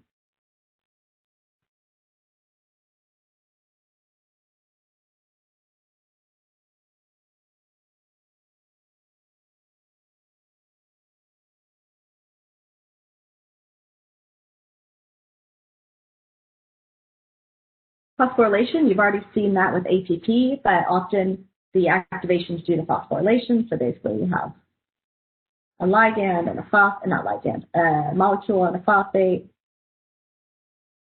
and then the attachment of that phosphate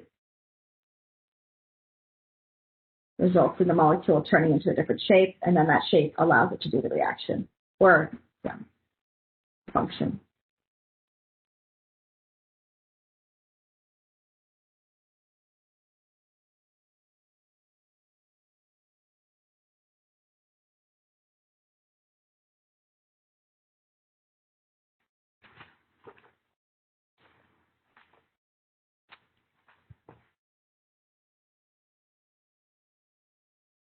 The only other things that I want you to know about pathway or transduction pathway specifically is this multi-step. It's twofold.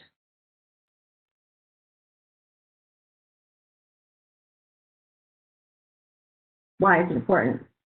There are many places to regulate because it has many steps. So you could stop one but not the other. There could be diversions. And it makes the signal bigger. So one ligand binding may result in a big change because each step activates multiple next proteins and next second messengers. So it's not a one-to-one thing.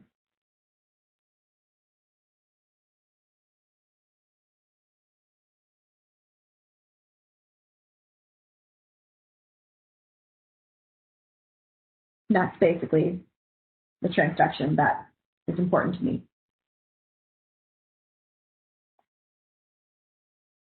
That's another thing.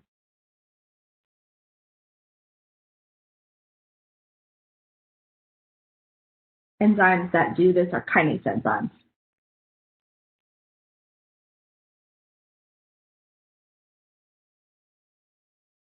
It's an important type of enzyme. Kinase enzymes. ACE is always enzyme. Kinase adds phosphates. It's a broad category.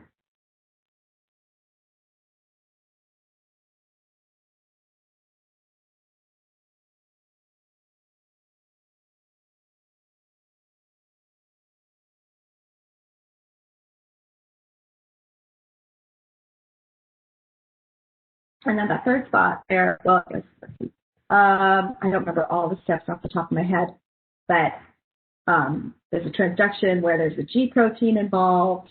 There's some. It's this G protein. There's a molecule called TKA, which is a kinase. It is a kinase. It has some other parts. There's CAMP in there, second messenger, and some other signaling. And then ultimately you get the response. That's the third part.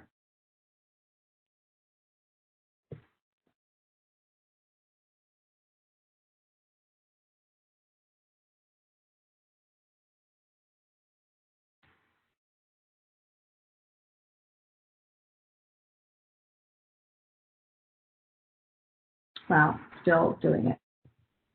Okay, figure that out.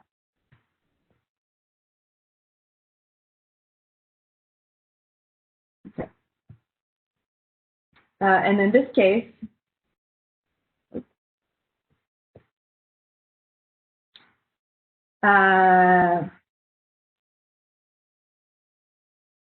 transcription factor gets activated.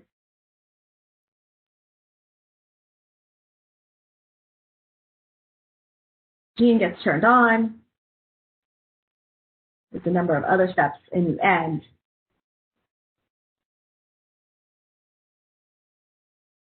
Melanin is made.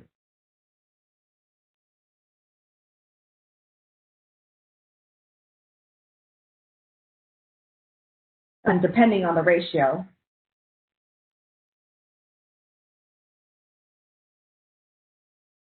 there's a lot of other steps that are depending on this. But let's just say straight up, melanin is made, that's going to give the dark fur.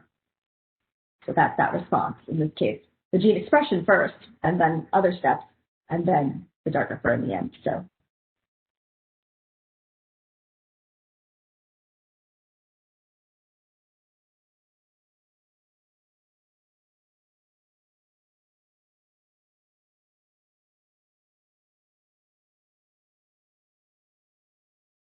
the transcription factor is going to end up in the nucleus because that's where transcription happens. That good stuff.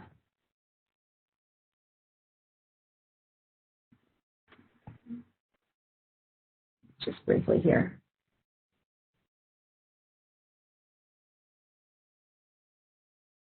That cell response. Transcription, it could be shape change, like it could be the cytoskeleton changing shape.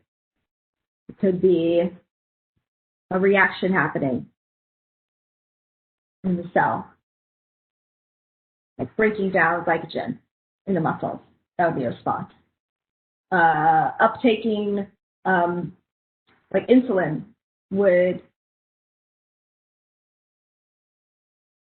uptake the glucose, right, and make it into glycogen, or like bring it into the, help bring it into the cell. Yeah, help bring it into the cell, and then it would make glycogen. Like glucagon is the other one that signals to break down glycogen to release it. So that's like homeostasis for blood sugar. So those are kinds of responses you could have. You could have exocytosis, more molecules put on the cell membrane, like more aquaporins. So if you end up with more aquaporins on the cell membrane, then you're going to have more water movement. You take away aquaporins, you'd have less water movement. That kind of thing. Lots of different responses.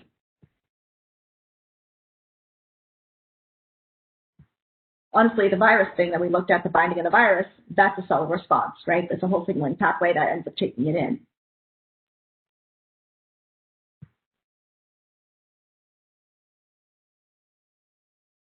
Is that sufficient for transfer for cell signaling?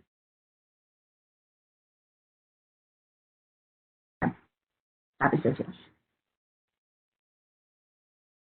I mean, anyone else could chime in, but yeah, that's not uber detailed.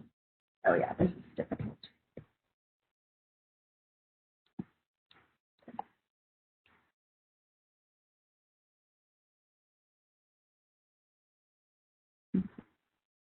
Okay, let's go back.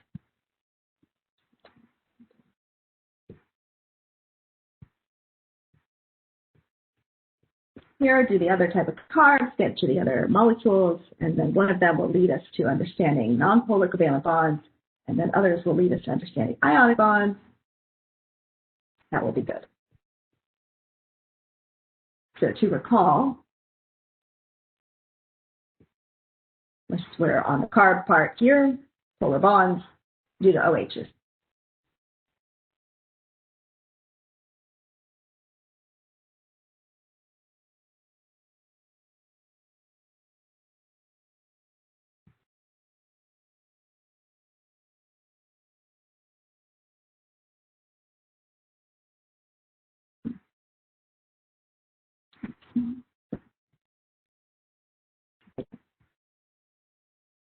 Third type. The table has a nice way to organize these. So this is the third type of carb. Polysaccharides, polymer. Polymers are repeating subunits made by dehydration synthesis.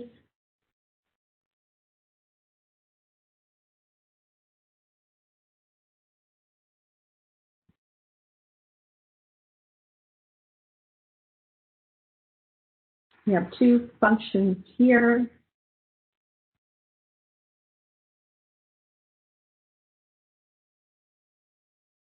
Talking long chains of monosaccharides, like hundreds to thousands.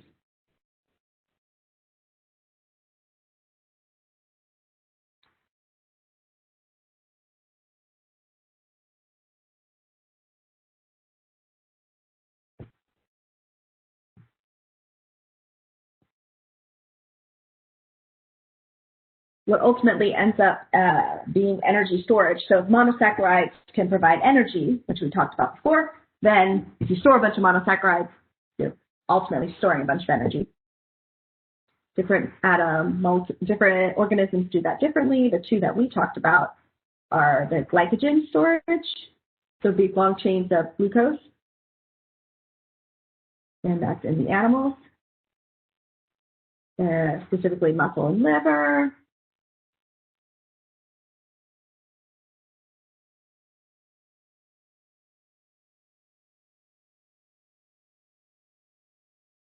So that can be undergo hydrolysis to release the glucoses, which then can go into cellular respiration. Or it can be used to build other stuff or be converted into other things, like help make amino acids, that sort of thing. Then the other one is starch. That's the storage in plants. So how would that happen? You'd make the glucose at the end of photosynthesis, one step after that, and then that would be put together to make starches.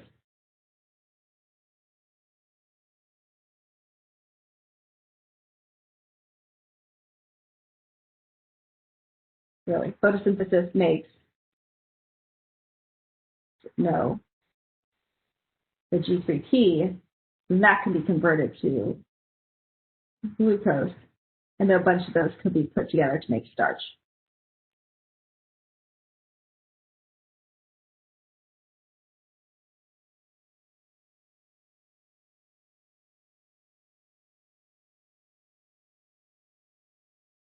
And then the structure of a chitin.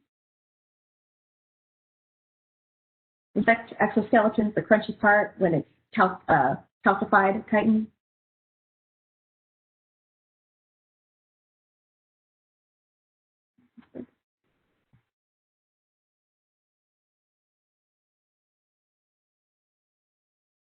So it's a strong material, especially when it's calcified. We also talked about fungi cell walls.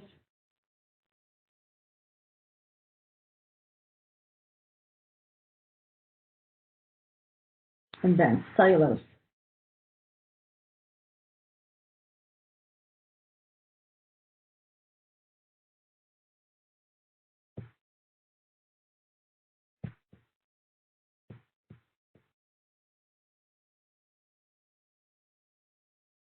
That's again in the plant cell wall. Also in some types of protists. Take Bio 2, you can learn that.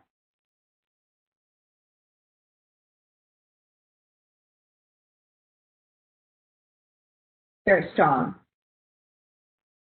Again, just change of glucose. Chitin has some nitrogen groups on it, but basically just change of monosaccharides.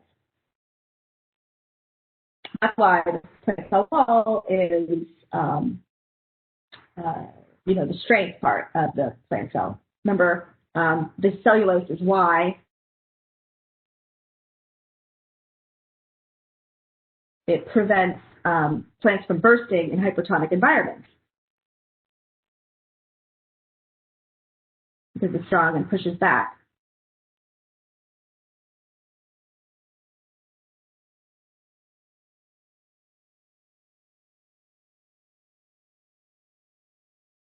Whereas animal cells don't have those.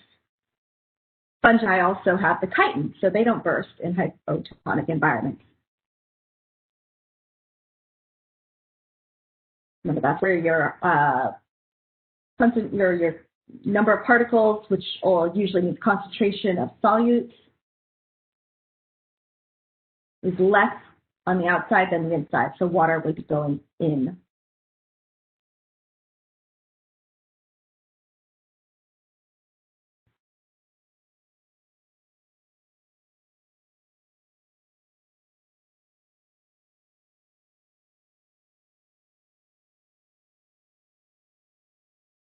Which means the cell is hypertonic.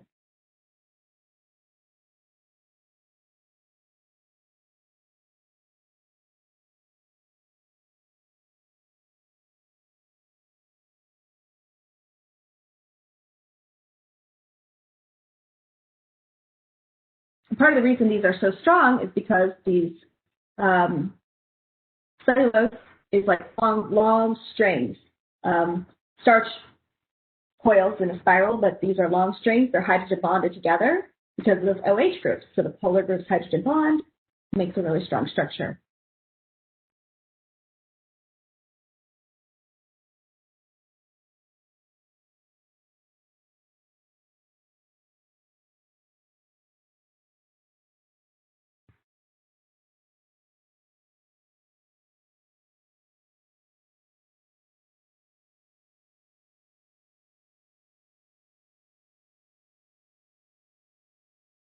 So each polymer, each polysaccharide string, you have hydrogen bonds between the strands because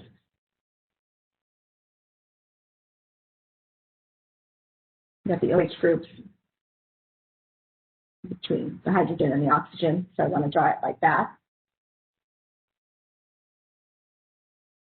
And there's a nice picture in the book of this. Partial positive, partial negative, as you know. And that makes it quite strong. There's a bunch of them basically in a fiber. Also, why cellulose is called fiber. So when you see insoluble fiber, that's cellulose. Can't be dissolved. This is also why you have like cellulose, which is what cotton is made of, absorbs water. Because the cellulose with the OH can hydrogen bond with the polar water.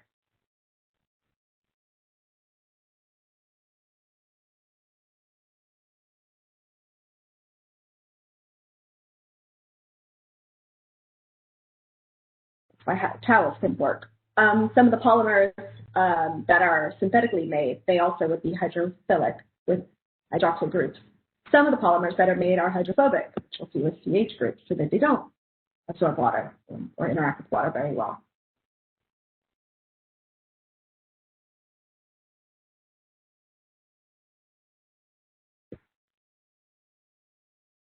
Why does water not stay on there forever?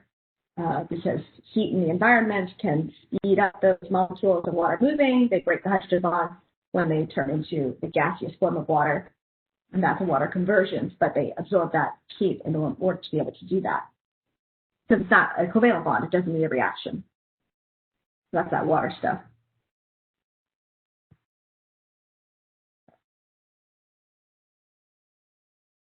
Let's get more polar molecule things. Relate that to other stuff too, obviously. So far we've done cell signaling, we've done some of the cell parts, we've done some of the molecules, which we'll get to.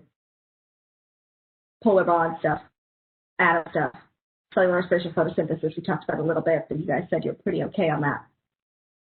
Most people, like I said before, were pretty okay on gene expression, or there's some people that need more genetics help. What I suggest, but not a whole lot, so what I suggest for that is you go back and watch those other reviews, or make an appointment with the tutors. I believe tomorrow is the last day, and I believe they have a lot of, they have time still. So, or it might be Wednesday's the last day, but probably want to do it tomorrow, or later today. But yeah, so that'll be a good option. You can let them know you want genetics problems, and then they'll put together some for you. They've done reviews. Some of them have done reviews for me before for my classes, so they are plenty capable of that.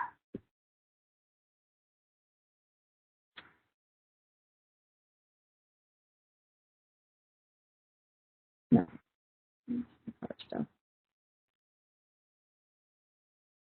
Okay. So let's do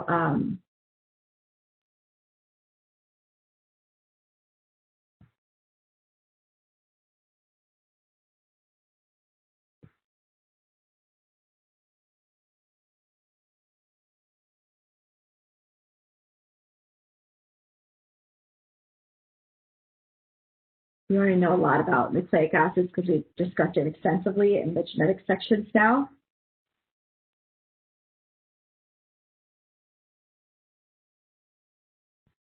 So I'm not going to go crazy over it. Carbon, hydrogen, oxygen, nitrogen, phosphate.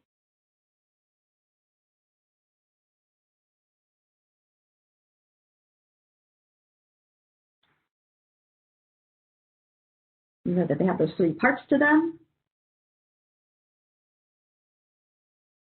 The nitrogenous base, which makes them unique. It turns out those nitrogenous bases are the parts that hold the DNA and RNA. They hold those shapes, whether it's the double helix shape or like a tRNA shape or a ribozyme shape for the rRNA, or the parts of RNA in the spliceosomes that are shaped. Those are all held together by nitrogenous base interactions. I'll draw that in one moment. We call those the ATCGU. Adenine, thymine, cytosine, guanine, uracil. You know that U is in RNA, and the T is in the DNA. You know that that's part one. You know that they're made of phosphate groups. in the chain, it's 1. When they're individual nucleotides, it's 3. But 1 while they're in the chain of DNA or RNA. Phosphate group, not just phosphate. Important thing about phosphate group, phosphate and oxygen. So you'll need, like I said before, make sure you look at those just to make sure you remember the functional groups. But this is a negatively charged group.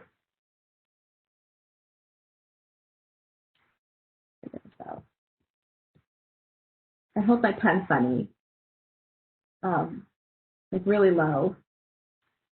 Probably why it's not designed for my hand. This is not a double bond.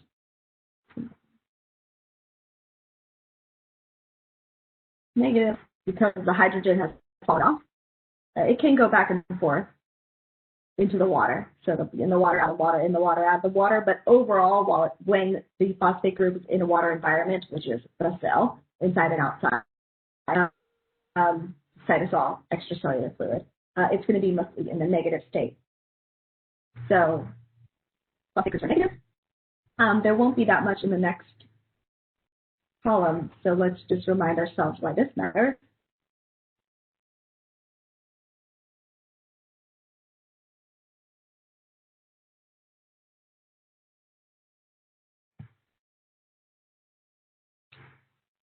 Why does it matter that they're negative? Well, it gives DNA a negative charge, which means that we can use it for gel electrophoresis.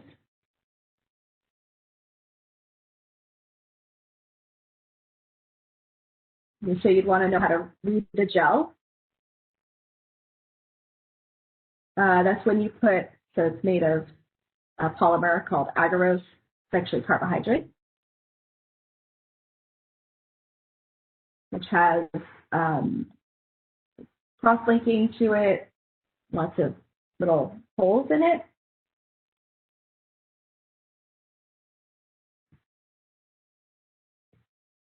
And you use a current in a buffer, and so it's in water, so the current runs, and buffer means it has a certain pH as well as ions in it, so it allows that current to run, and basically the DNA is going to start in here, in the well, so it's like literally little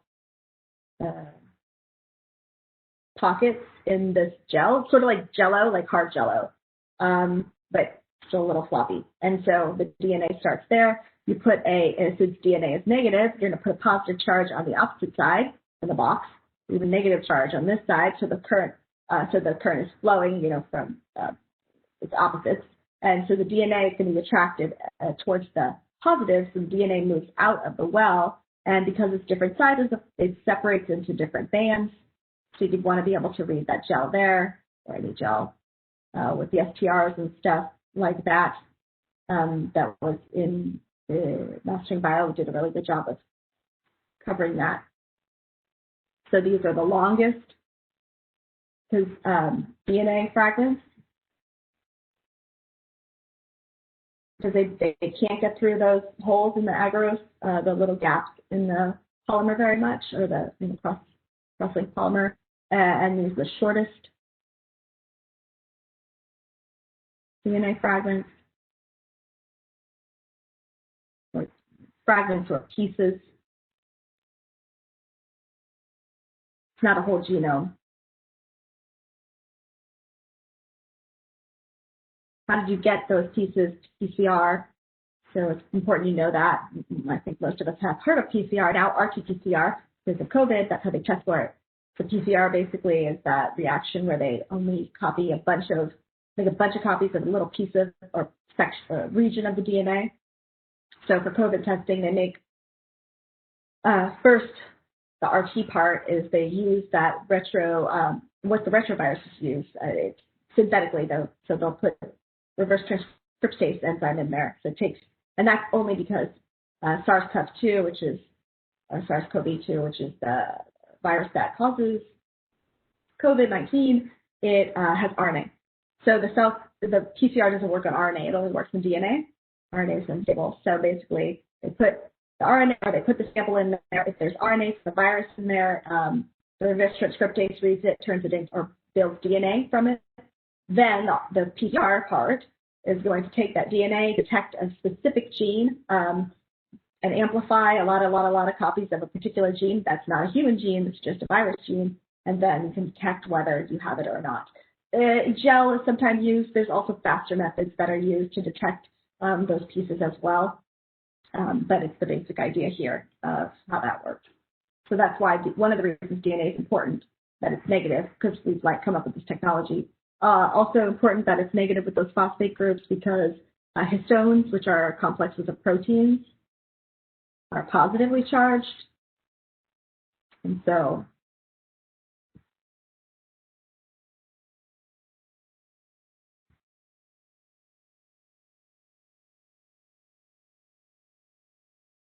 DNA wraps around the histones as part of the coiling or packaging of DNA to fit in the nucleus, also for gene regulation. Tighter coiling around histones and DNA around cells going to lead to less gene expression, as you know. So the reason that they go together, those DNA and the histones are positive, so those are opposite charges. Those are all actually ionic type bonds that are happening.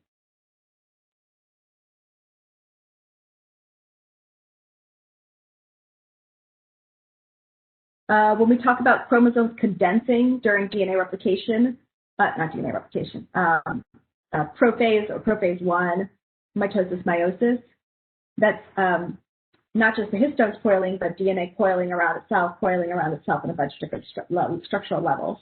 And so that takes into account part of that, charges and such. Oh, epigenetics. That's the gene regulation based off of regulating the coiling of the DNA. Part of that's based off of modifying histones. So if you get rid of the positive on the histone, the DNA negative doesn't have anything to bond to now, so it loosens it. If you uncover the positive, then it binds more and it tightens it up. So that's one way the cells regulate gene expression. Besides transcription factors, it's another level.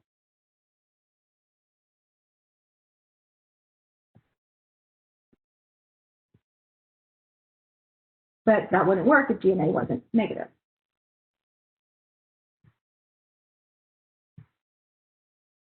So those are some things I can think of why it's important.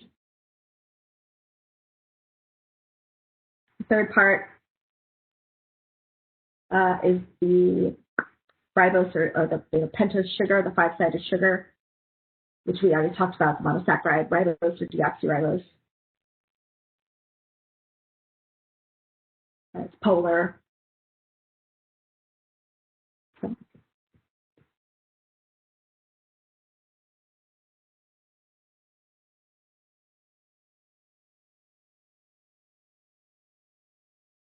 Important part of this is the OH group at the 3', right?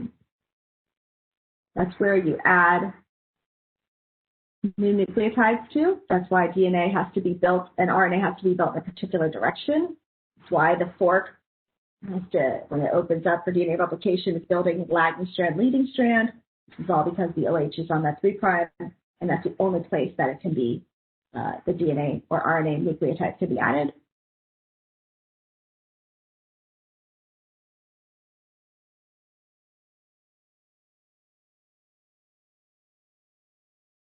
So we're doing DNA replication, or honestly DNA repair too, or transcription, which is when the RNA is made.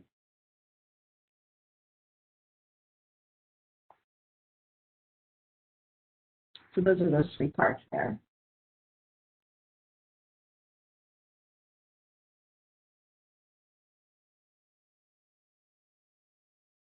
And then a long chain of nucleotides makes the DNA or the RNA.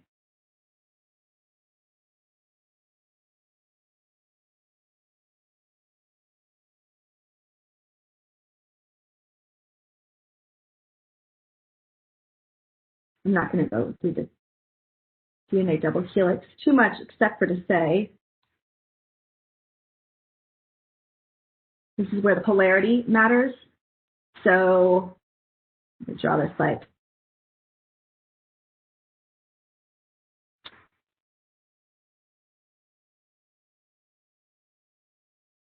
not what it looks like really, but this is a nitrogenous base, let's say.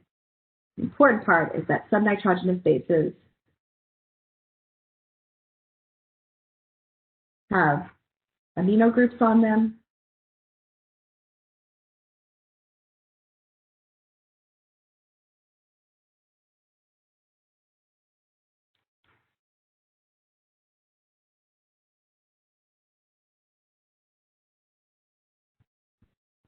It have to be a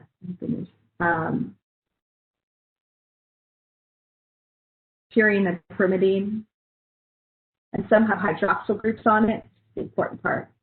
And so you get these hydrogen bonds between them, and that's what holds the two strands together. That's why helicase could just come through. It doesn't have to do chemical reactions, actually. It's not crooked, but you get it. This is positive and partially negative oxygen. It's not that pretty, but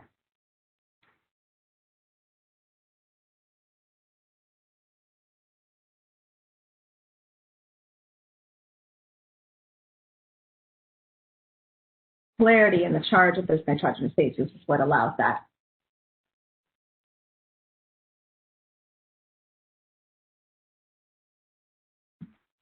You know, between the A and the T and the C and the G, but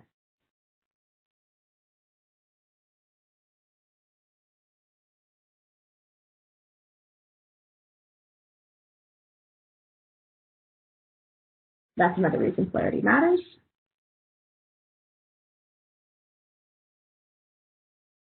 Why is there 3 and 2?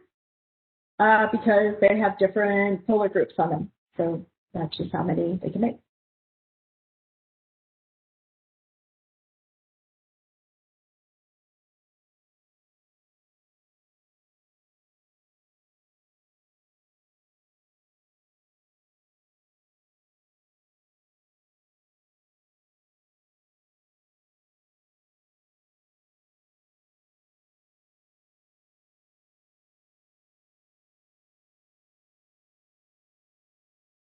And this is the part in PCR that has to be separated, but they do it by heat.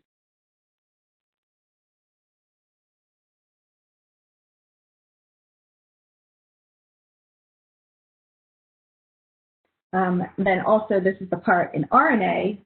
Sorry, this is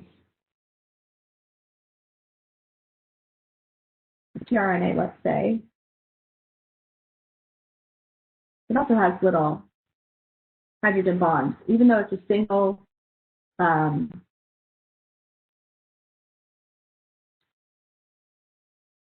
strand.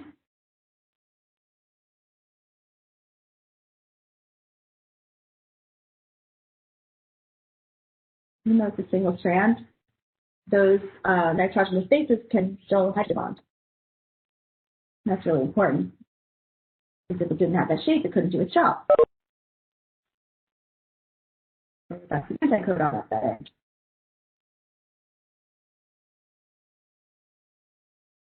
And that's the whole part, you know, of translation, right? Bringing the amino acid in.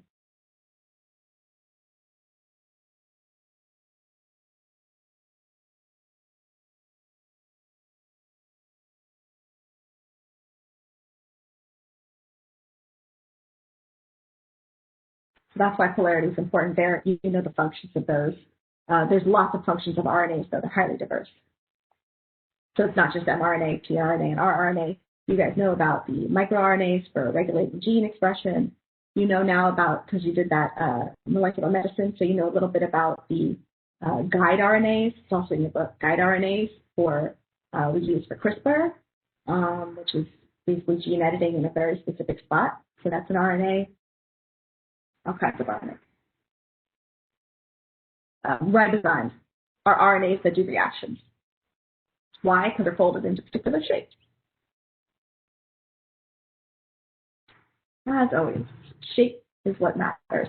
And shape, I say shape, charge, which includes polarity, hydrophobic, hydrophilic,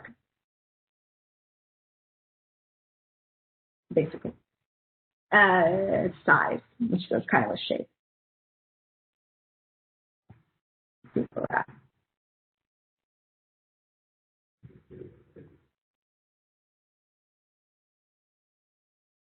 All right, I'm going to go back to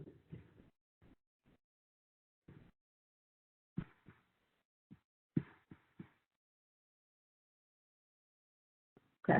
I'll go till 12:30 just because I started late because I didn't have that computer cord this morning. But if you leave, I need to leave. I understand. I just want to give you that full time, or the full time that I told you you'd have.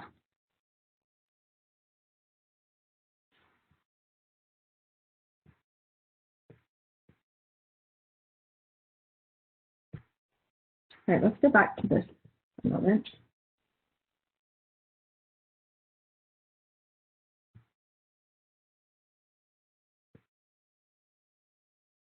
All right, we've actually looked at the some of the ionic bonds here already. That was the histones and the DNA.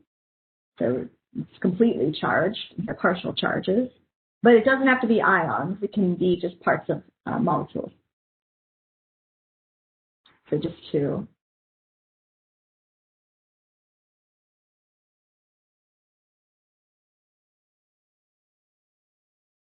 full positive, full negative. The ions or parts of molecules. So I guess more accurately, we should actually put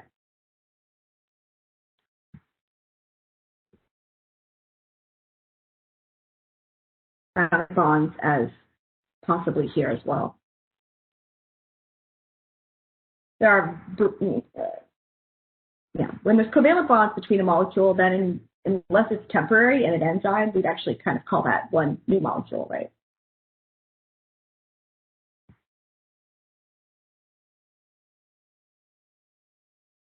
You're welcome.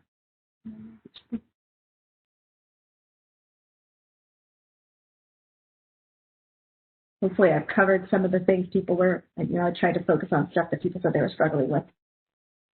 I think some of that too is because at the beginning, maybe you weren't quite sure how to go about studying and learning and that kind of thing. So, to catch up or like recap some of that beginning stuff, I think that's how people were feeling they wanted, which I totally understand. Okay.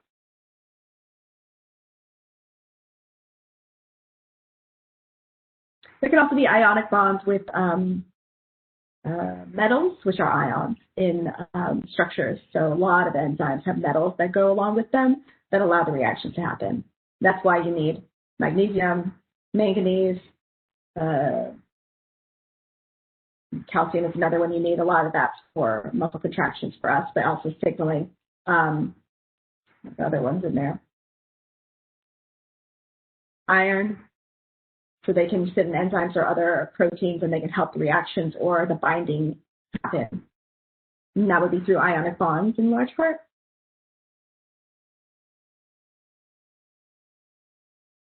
That's kind of what weaker, to say that,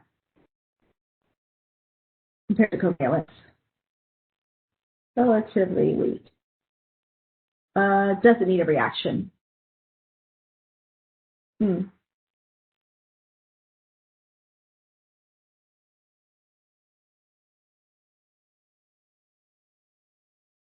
When you have a lot of ions in an ionic bond, that's going to form a compound, not a molecule. Molecules are only covalently bound, to let you know.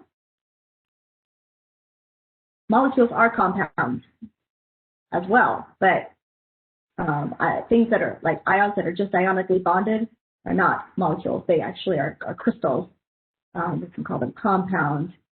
Is that the broad term? They're also known as salts. So anytime you see salt,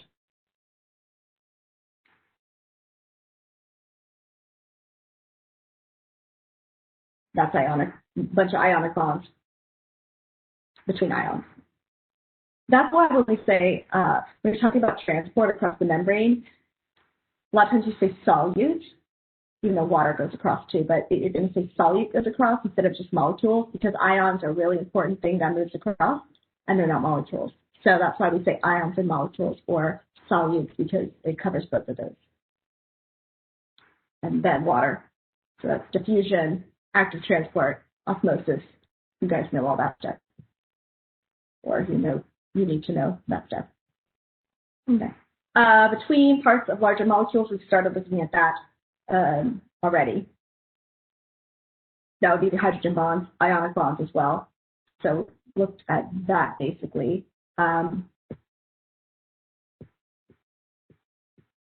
Let's just we'll do proteins, which I feel like you know a lot more about now because we did talk about proteins again, and you did some stuff with them in gene expression about how they work and how they fold. So I think that I'm feeling pretty good about that. I hope that you feel like that too. And then I'll do lipids.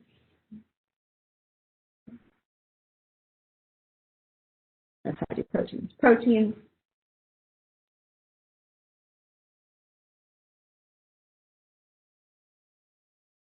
Do you guys also, whoever's here, do you guys also feel like that about proteins, or am I projecting?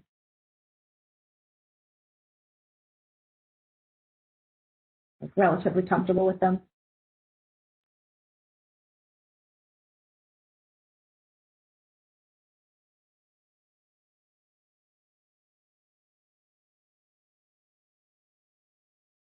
Any thoughts? And I don't have too many of you here.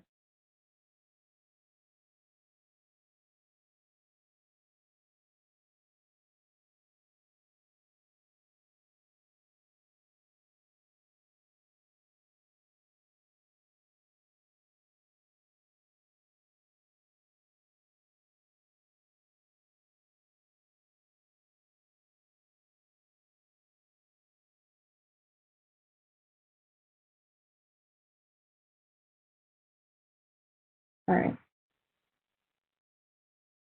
You've seen this kind of something now. That amino acids, those are the monomers that make up proteins. They're in long strings. You want to know primary strand, secondary, alpha helix, and beta plated sheets. Tertiary is really where we get a lot of the shape. All kinds of bonds holding tertiary. And then some proteins have quaternary, which is where you have multiple tertiary subunits that actually make the protein. So that's why, like, the result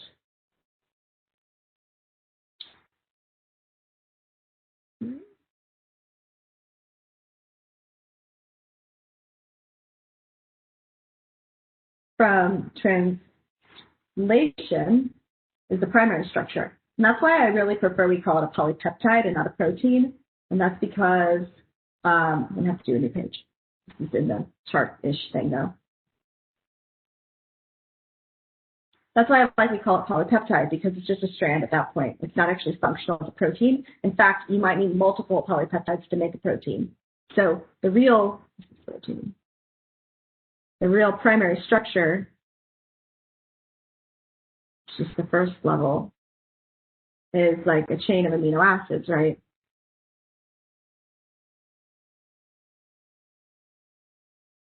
It's a product of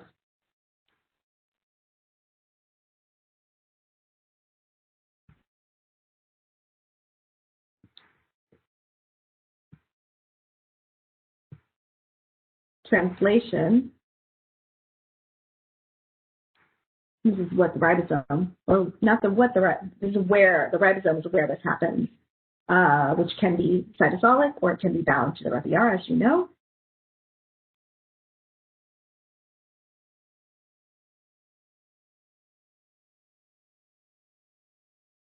So remember that tRNA brings in the amino acids. They're specific to RNAs for specific amino acids. The anticodon to the codon, which is part of the mRNA. rRNA is in the ribosome to act as a ribozyme.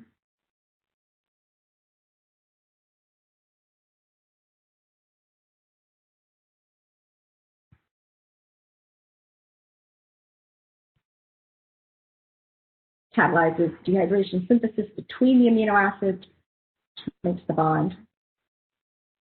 You might hear that called a condensation reaction as well, but basically remember that's taking out water and sticking the two remaining parts together.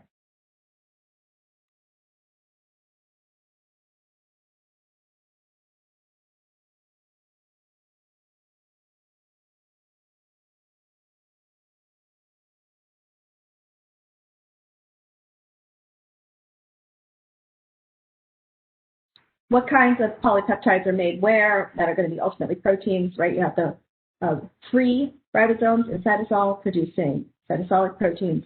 Anything that's going to be in a membrane or in some membrane structure or outside the cell. So that's going to need to be involved with membranes. That's going to be in the rough ER, the ribosomes that are on the rough ER at the moment. So in a lysosome, it's on the cell membrane. If it needs to be outside the cell, get exocytosed. If it's a enzyme or some other protein that works inside an organelle that's membrane, that's all the stuff that's bound ribosomes. I get a lot of people that miss the bound ribosome, free ribosome thing in the exam too, so I'm going to mention that. Okay. Then secondary is the alpha helix. You're going to see these.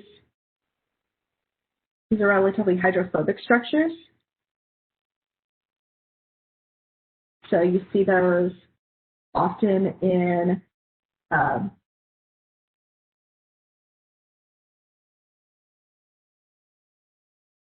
hydrophobic core of the plasma of a membrane of a phospholipid bilayer. So whether that's the plasma membrane or the membrane of an organelle. So like photosystems, if you look at those, lots of alpha helices where they're embedded in those, right in the middle of the phospholipid bilayer with all the tails.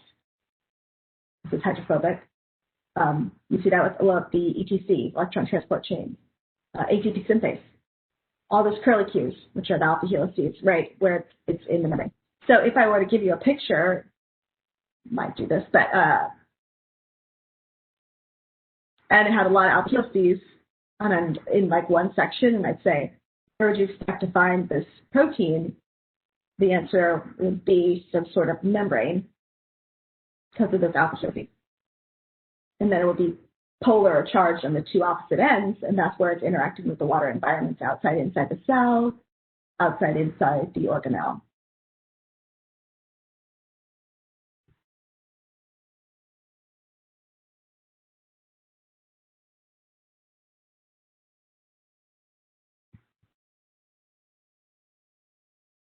Depleted sheets, and then there's loops, there's disorganized regions.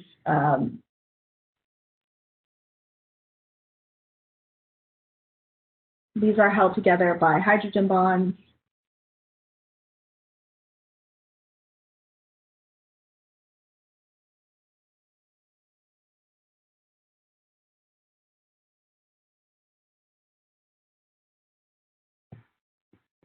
Between the backbone components, so that's amino and carboxyl groups. So make sure, again, you just know what those groups mean. And the point of them, like the point is that if it's partially, so aminos and hydroxyls, they have partial charges, so they can do hydrogen bonding.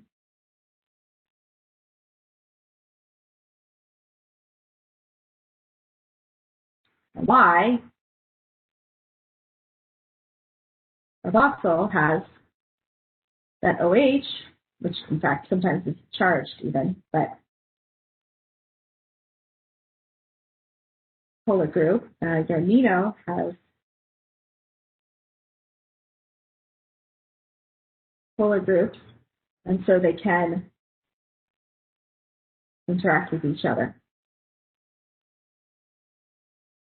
These can, again, become charged as well. So they can, there's some ionic bonding, not with these backbones, but there could be, or they're active bases and acids. I'm not really worried about that, though.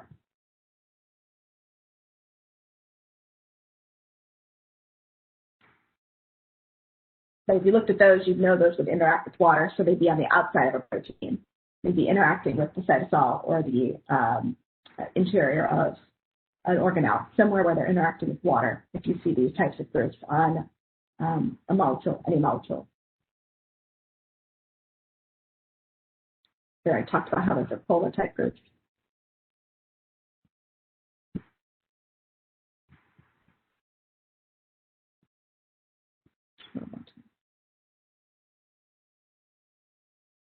Tertiary, again, is where the real shape is at.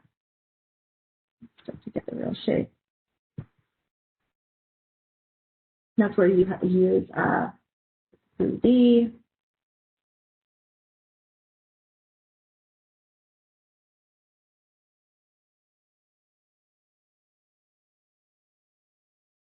All types of interactions, bonds between the R groups. There's a beautiful picture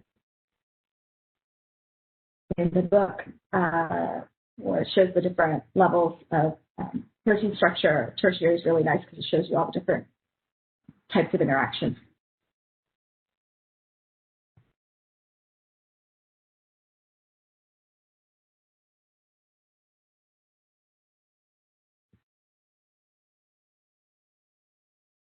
Besides folding the protein structure, the R groups also, let me just mention, they matter for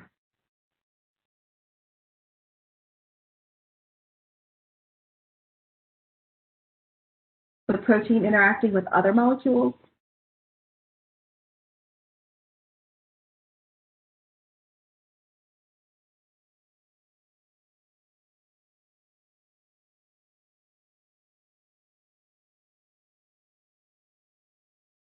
For example, enzymes and substrates.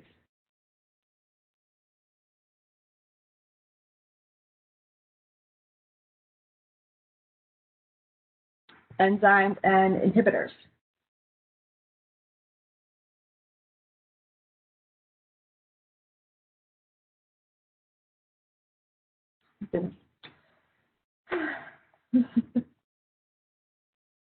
Receptors and ligands.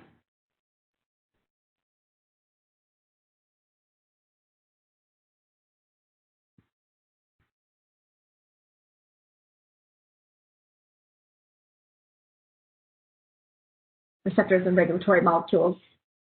The inhibitors or the activators.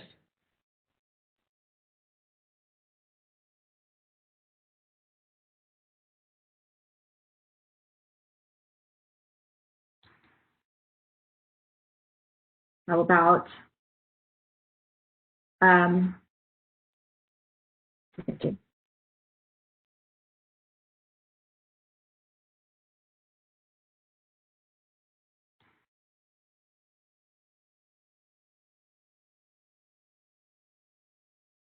these are kind of going over the 8 types of proteins as well. Transport proteins and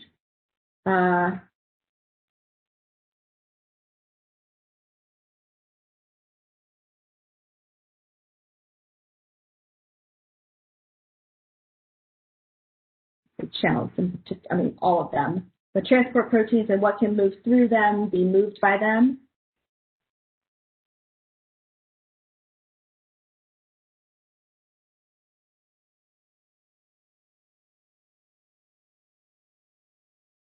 So like a channel that has negative charge in it, protein channel across the membrane, is not going to move a positively charged ion.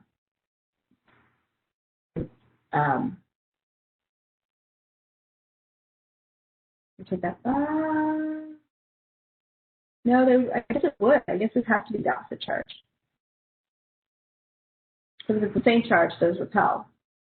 Remember, hydrophobic, hydrophilic are not repelling. It's just not binding, kind of excluding, energetically unfavorable, whereas actual charges do repel and attract. A hydrophobic corridor, though, would allow something hydrophobic perhaps through, but it would not allow hydrophilic and vice versa. So usually channels are hydrophilic, which allows a hydrophilic molecule to get through the hydrophobic membrane. So they create like a path that's hydrophilic as well, so that way it can get through. Remember, they have to be small enough. What else? 5 sectors. Pretty much any proteins interacting with other proteins.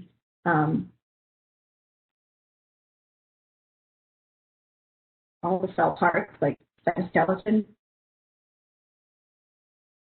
interacting with other parts of the cytoskeleton, interacting with parts of the plasma membrane, those little walker guys, all that kind of stuff. Those are some thoughts, though.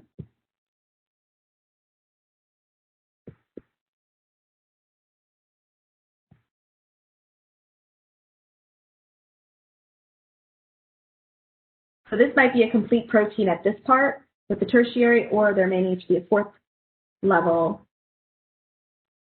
The ternary, again, that's all the different types of interactions. It's just with subunits.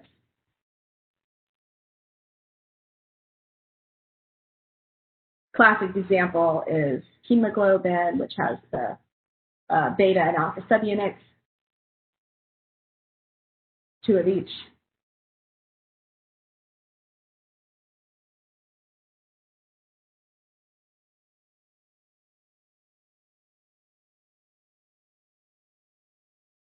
In sickle cell, the beta globin subunit is a mutant shape, which in that case, because of the shape, that hemoglobin stick together.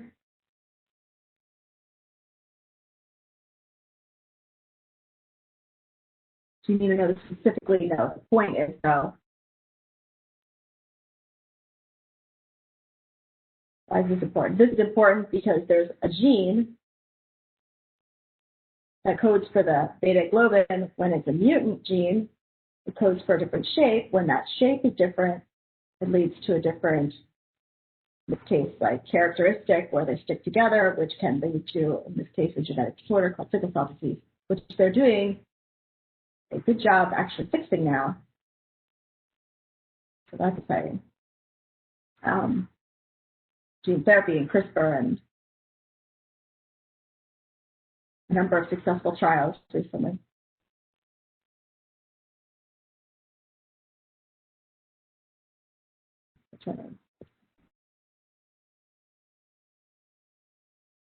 Most, I don't know, lots and lots of proteins are multiple subunits before they actually do anything, which means multiple genes code for them. So remember, I'm going to ask you this part. So what is a gene? A gene is a region of DNA that either codes for a protein or some sort of regulatory molecule, like a regulatory RNA, or some other sort of RNA, tRNA, rRNA. So those are gene coded as well. So a gene is beyond just a protein coding part. It's actually a coding for some molecule that does something in the cell, a functional molecule. And why are, like, sickle cell disease is one of those ones where heterozygotes don't really show full sickle cell. They don't show sickle cell. Why is that? Because in this case, having at least some beta globin subunits that are the right shape is enough to carry your oxygen and not have too many chained. So that's why, like, big A, little a, whatever you want to think of it, heterozygote, doesn't have the symptoms. Whereas other cases, having only half of the subunits wouldn't be enough. And that would give you where big A, little a would look different, where it would be like the red flower, the white flower, and the pink flower, where it has its own phenotype.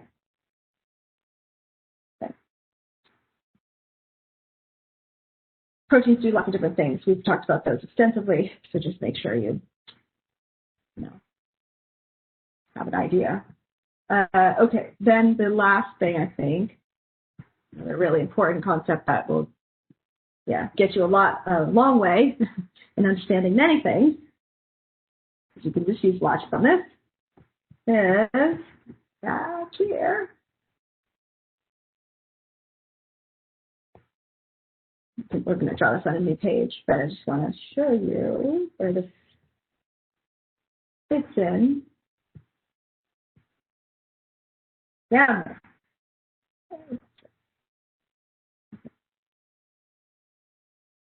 Nonpolar. So nonpolar covalent bonds, the most important one is the carbon-hydrogen bond.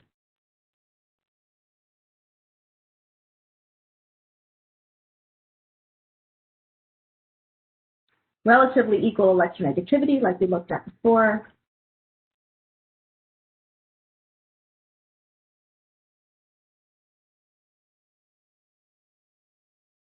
No partial charges or full charges. So anytime you see this, nonpolar should be a nonpolar, completely nonpolar molecule, or at least a part of the molecule that's nonpolar. So lots of carbon hydrogen is going to give you nonpolar characteristics. The reason that matters is because it does not interact well with water.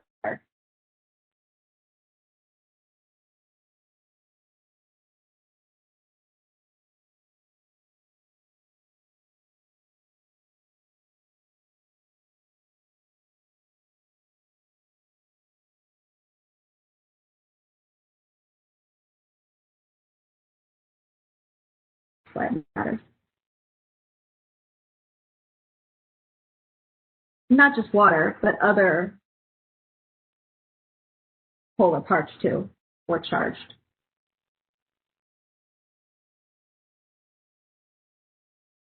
It does interact well with other nonpolar parts though.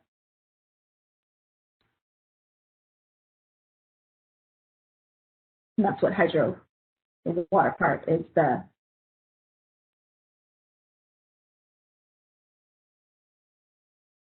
hydrophobic part is the water aspect of that.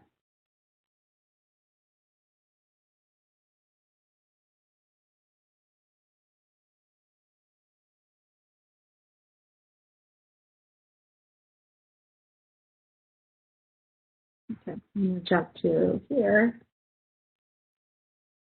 Lipids, that's our last group. Last thing to cover, the molecules. So lipids,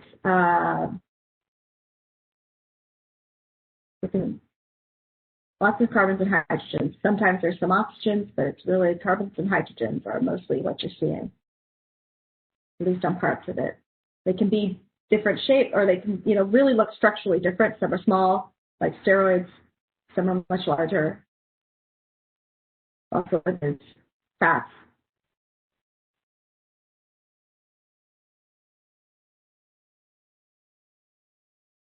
Fats, and then make sure you go over the different types.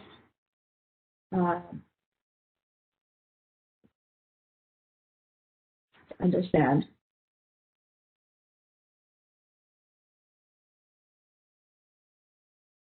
The fatty acid tail is the part that's hydrophobic. CH chain.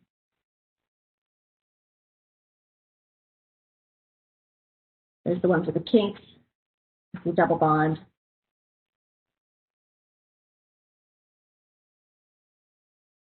And without. And this matters for phospholipids too.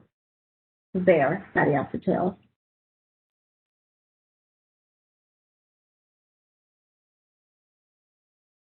And then those primarily synthetic ones.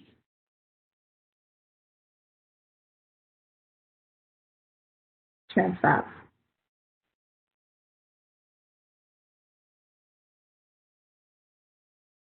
This is underlined because it's italicized.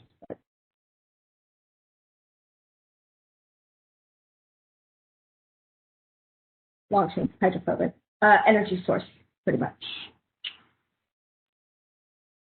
Because all those carbon and hydrogens can get broken off in order to be fed into parts of cellular respiration. Not glycolysis, later steps.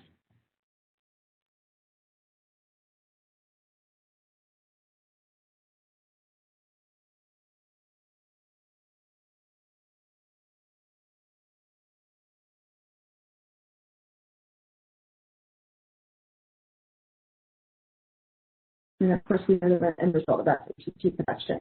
That's why it's said to have a lot of energy. In the end, what does energy mean? At least in the form of molecules, energy is going to mean electrons.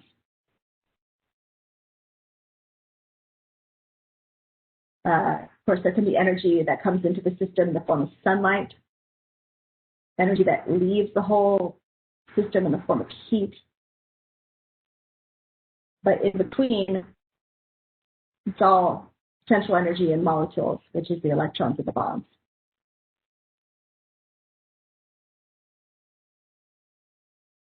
Potential energy, chemical energy.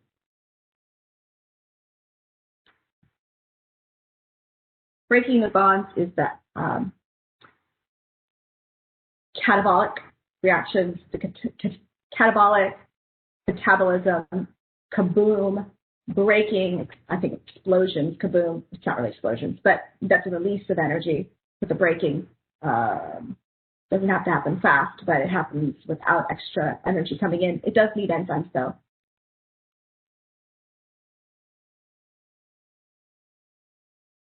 So the fat has high potential energy, and then when it's broken down, it has lower potential energy. So that's one of those. It gives free energy.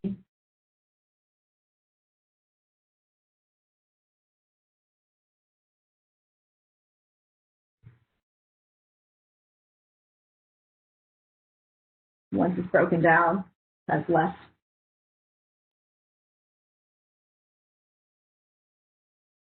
potential energy. So that means that your delta G, it's lost the energy there.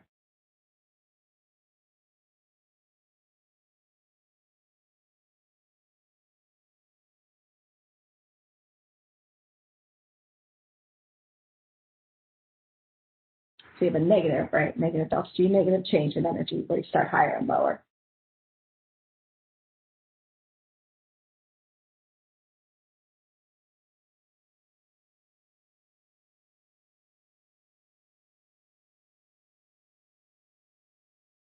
Anabolic is the opposite, where you're building reactions.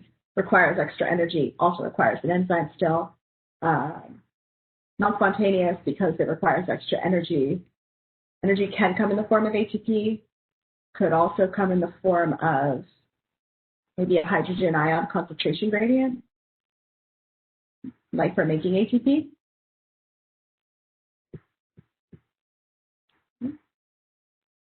Phospholipids, so important. Without them, everything would just move. Well, I mean, there could be another system, but the way that they work, it allows the movement of molecules and ions in and out, and water in and out of places to be regulated, in and out of the insides of organelles, inside and outside the cell. So it's super important.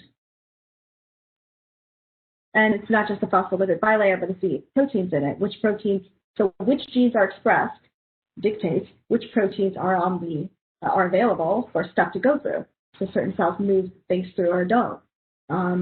Like I said before, regulating how much stuff there is on the cell membrane or what there is in the other membranes of organelles dictates also like what happens. And that's all gene regulation. Regulate movement across membranes, plasma or otherwise. Now,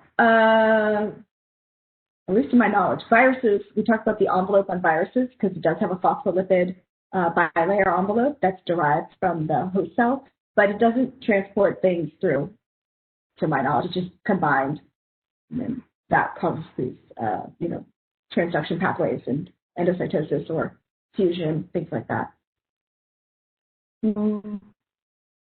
So Phospholipids have those two tails, one phosphate group. It makes them negatively charged on that end, amphipathic, right? Hydrophobic on the other side with those tails.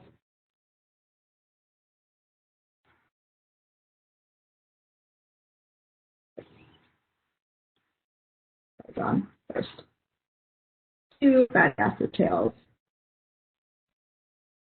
Glycerol. And then a phosphate group. Same kind of phosphate group is on ATP, same kind of phosphate group that's on RNA, DNA. So that's the negative charge. So that's why it's fatty acid tails, again, are carbon-hydrogen chains. We know that's hydrophobic, nonpolar. So this is getting a little bit not beautiful, but you still rewrite it or, put it in that table. I like to really show you the connections there between ideas because it will have those kinds of, like I said before, those kinds of things on the exam. And I know John's mentioned before, like, can we practice some of those kind of beyond just like, here's the facts, like how do we connect those together? So.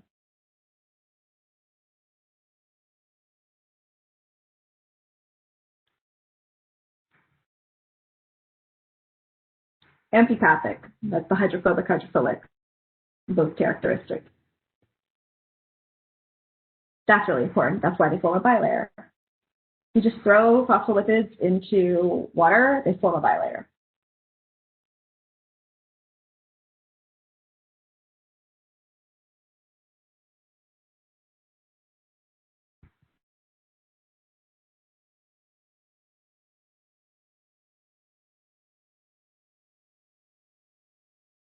The core, the hydrophilic, is just interacts with water.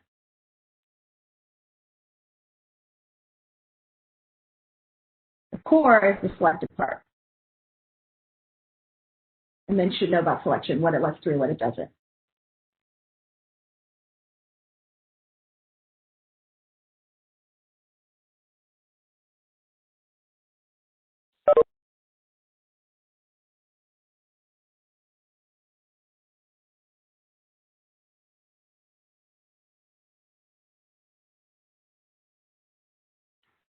And then the last thing we have are the steroids, which are small, fused rings. Lots of carbons. You're not going to see oxygens in these. I mean, you might see them on the groups, but not in the rings like you would on carbs. Rings. Hormones are an example. Some hormones. Other hormones are proteins. But some hormones are steroids.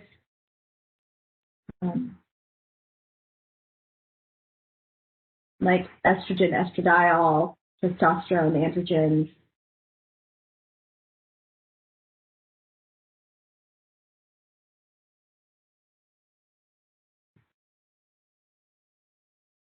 So they act as ligands.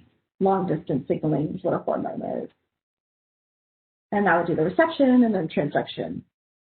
Now they can go through the membrane though, because they're small and hydrophobic. So they'd actually have this could be something I tell you, oh, is a steroid going to have an intracellular, extracellular receptor? It would be intracellular receptor because they are hydrophobic. So they can get through, and they're small. They can get through the membrane, that core. Whereas I'd say, well, okay, so calcium, let's say calcium is acting as the ligand. Whereas is it going to have an intracellular, extracellular receptor? You'd be like, well, calcium is just a single atom, but it's an ion, which means it's charged, which means it can't get through that hydrophobic core. So it'd have an extracellular binding site, an extracellular ligand or a bind, or extracellular receptor, I should say, is what that would bind. Intracellular receptor. And that's all about the transport across the membrane. Cholesterol is the other major example. Part of animal cell membranes, important for fluidity.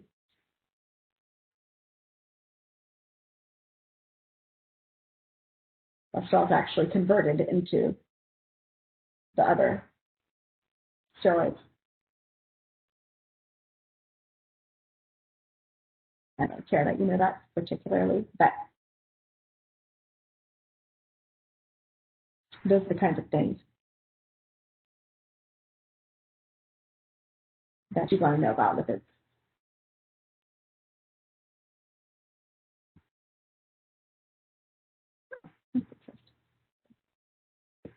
All right. Like I said, if you need genetics review, tutors are available, as well as there's other reviews that had it from before. And evolution stuff, pretty much like the 4 lines of evidence. You already know about natural selection, and there's I have a link to some stuff, like very short videos about misconceptions, so you don't go away with those. And I think that the Mastering Biology for that does a really good job with the 4 lines of evidence as well.